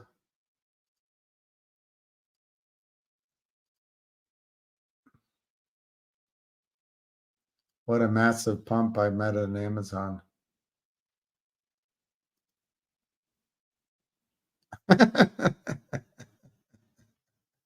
Our military is depleted and can't decide its own gender. That is a perfect summary. I don't think Senator John Kennedy could have said it better. That's great, Gabriel. That is great. That's absolutely great. You know, I think what we should do, Gabriel, if there's a new president, just pull in a bit and borrow $1 trillion from the Chinese, or 2 trillion, and build a high-speed rail from Boston with 4 tracks, not 2, 4, from Boston down to Miami, through New York, Philadelphia, DC, Richmond, Virginia, all the way down.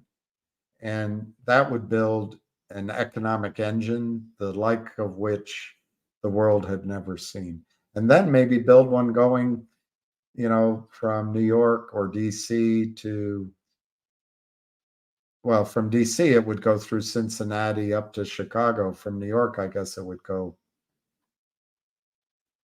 I don't know. I can't think. Rochester over to Chicago, and then Chicago out west. But anyway, then you can pay back your debt. Then you start having things that give a return, bombing deserts and launching missiles from a ship way out at sea. You know, we're launching $23 million cruise missiles against $2,000 Houthi rockets. Nobody can win that.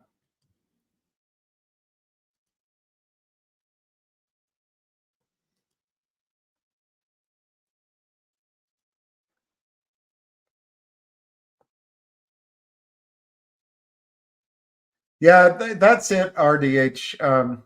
And that's the greatest strength about him. He knows what he's talking about, in my judgment. And he can feel it in his bones that it's about to end for the shorts. And it's not guessing. He knows what he sees. And I trust him, you know.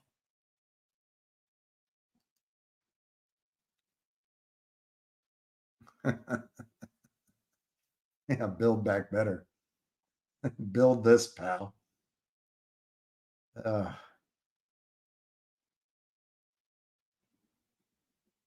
It's the Saul Alinsky effect. Accuse the other person of what you're doing.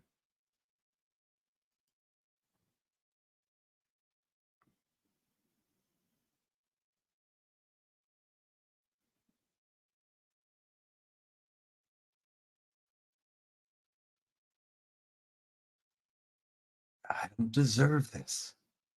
I was building a house. Deserves got nothing to do with it. I was born. Oh, God.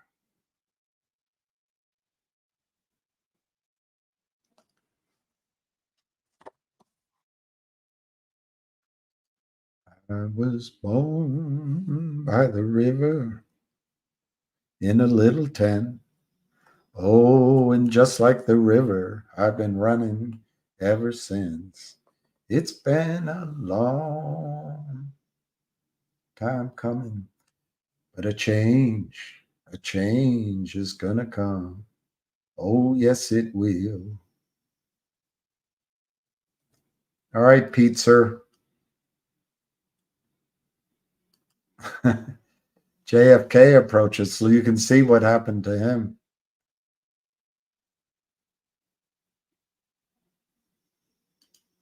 Build Back Better is no, it's the Democratic Party.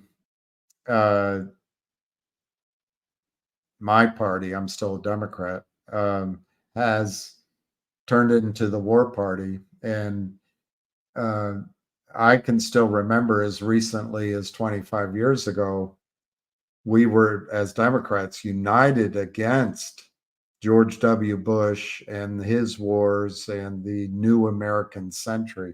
But now we're all in on that. We're all in on it. And part of it started because Hillary needed to prove she had cojones. So she's all war, war, war. But, you know, our president that won a Nobel Peace Prize, if there's a history, he'll go down in history as the only president who bombed so many countries, brown-skinned people, girls and boys. We ran out of bombs over and over and over again. And he's the only president that was at war for 2 terms, constantly at war for 2 terms. Only one, and he wins the Nobel Peace Prize. Yeah, I'm probably a JFK Democrat, and guess what? I think Trump is too. I think Donald Trump is a JFK Democrat.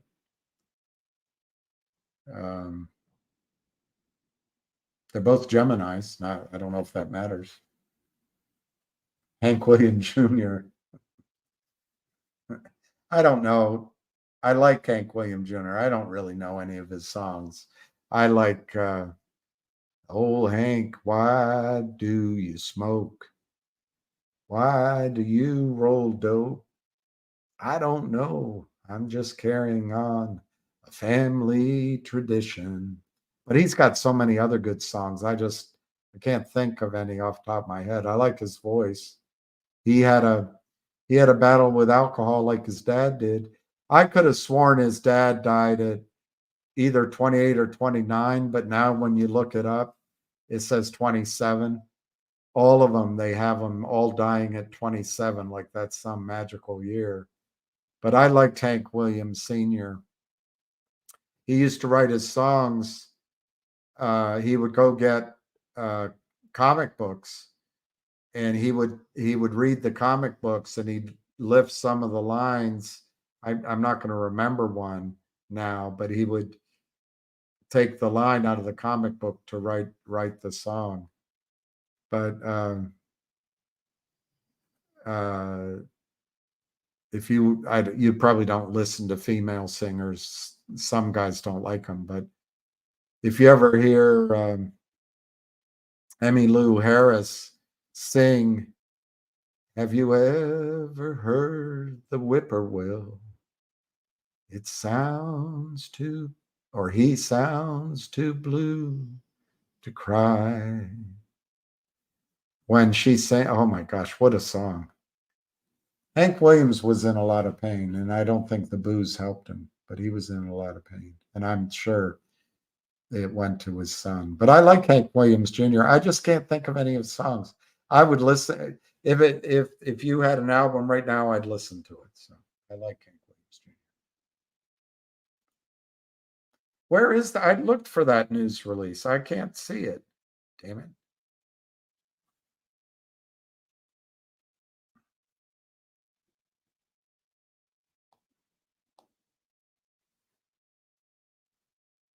It's not coming up on my. Let me try OTC markets.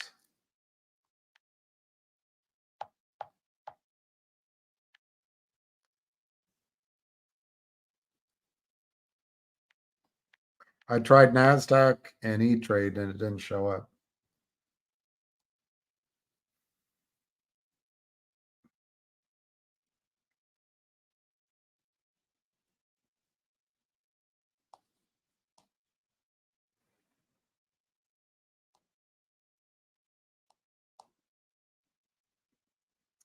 Okay, so there's a filing. There's a filing. They appointed an independent member. Okay, that's good. There's a second thing here. Report of foreign private issuer. At the extraordinary general meeting, shareholders of Jin Medical International held a 9:30 a.m. Beijing time, January 30 meeting, and the company shareholders voted.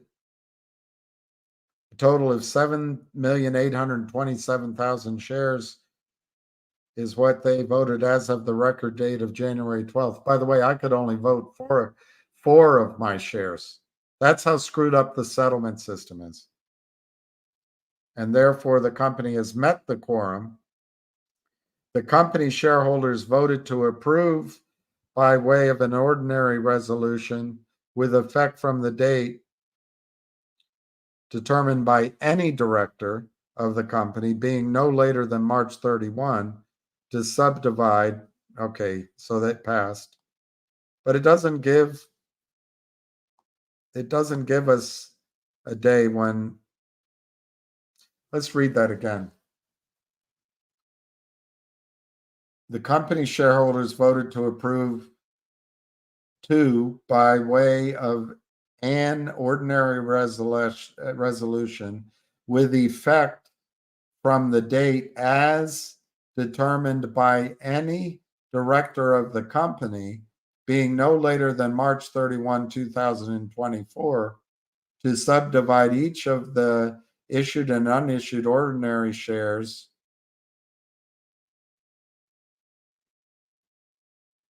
you know, 1 for 20. So I guess that's what we're waiting. Maybe tonight a board member will just pick a date.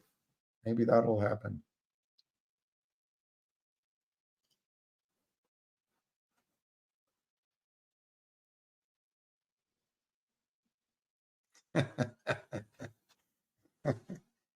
She gets takeout? What do you mean? Take it out of the oven? Is that what you mean? She gets to take out.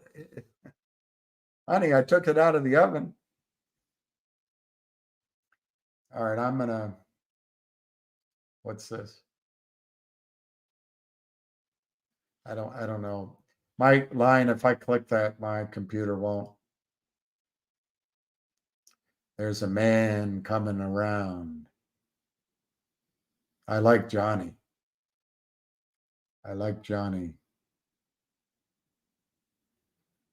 Step lightly from the ledge, babe. Step lightly on the ground. You say you're looking for someone. That's actually a Bob Dylan song, but he does a great. Hello, I'm Johnny Cash.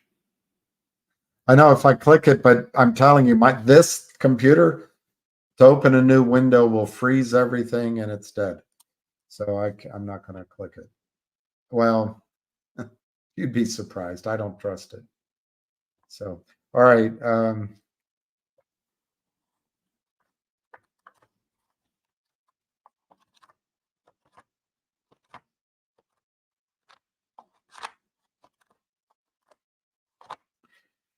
So I don't see anything else going on. I think I'll just end it here. I'm going to go walk my dog. He's dead tired. And I thank all of you for listening. I really apologize to him, to you, that I didn't get him on. I tried, but I think we had a couple of issues that it's one of those things. I take responsibility, but tomorrow it's going to be bang up. It'll be a reprise, and you're going to. I need to invest in one. I need to. What am I going to do? Go down and I'll train my Electric Services Forum. Hey, Scott.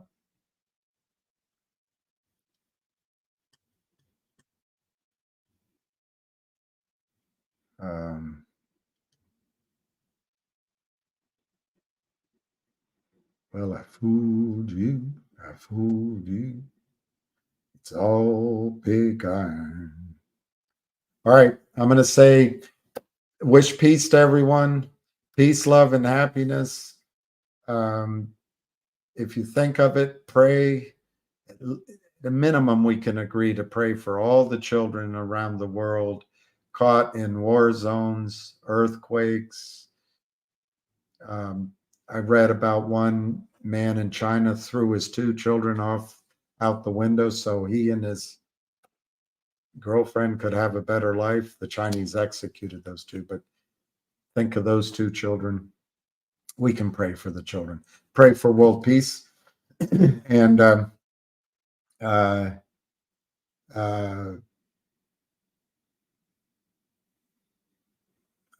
forget how I sign off. I guess I am. I guess that gentleman is correct. I'm a little run down. Maybe I should go see a doctor. Anyway, I hope everyone has a nice evening, and we'll catch you tomorrow. I'll make sure I'm hooked up with Ham before I start the live tomorrow, and you're going to get it straight. And maybe we'll start early, and we'll make these son of a guns run tomorrow, if we can. Thank you for tagging me. Oh, yeah, he'll be on Ace. That's a good point, Lion. I bet Ham will go on Ace tonight. If you missed his voice, go on Ace. Ace is great. Love, peace, and chicken grease. That reminds me of the joke my uncle used to tell me. He'd say, "Shit, I know you. I used to go to your house and eat chicken. Shit, I know you." Love, peace, and wealth. Love, peace, wealth, but love, peace, and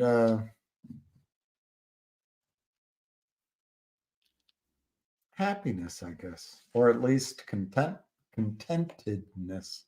And we'll catch you all tomorrow sometime. So thanks to everyone. Cheers.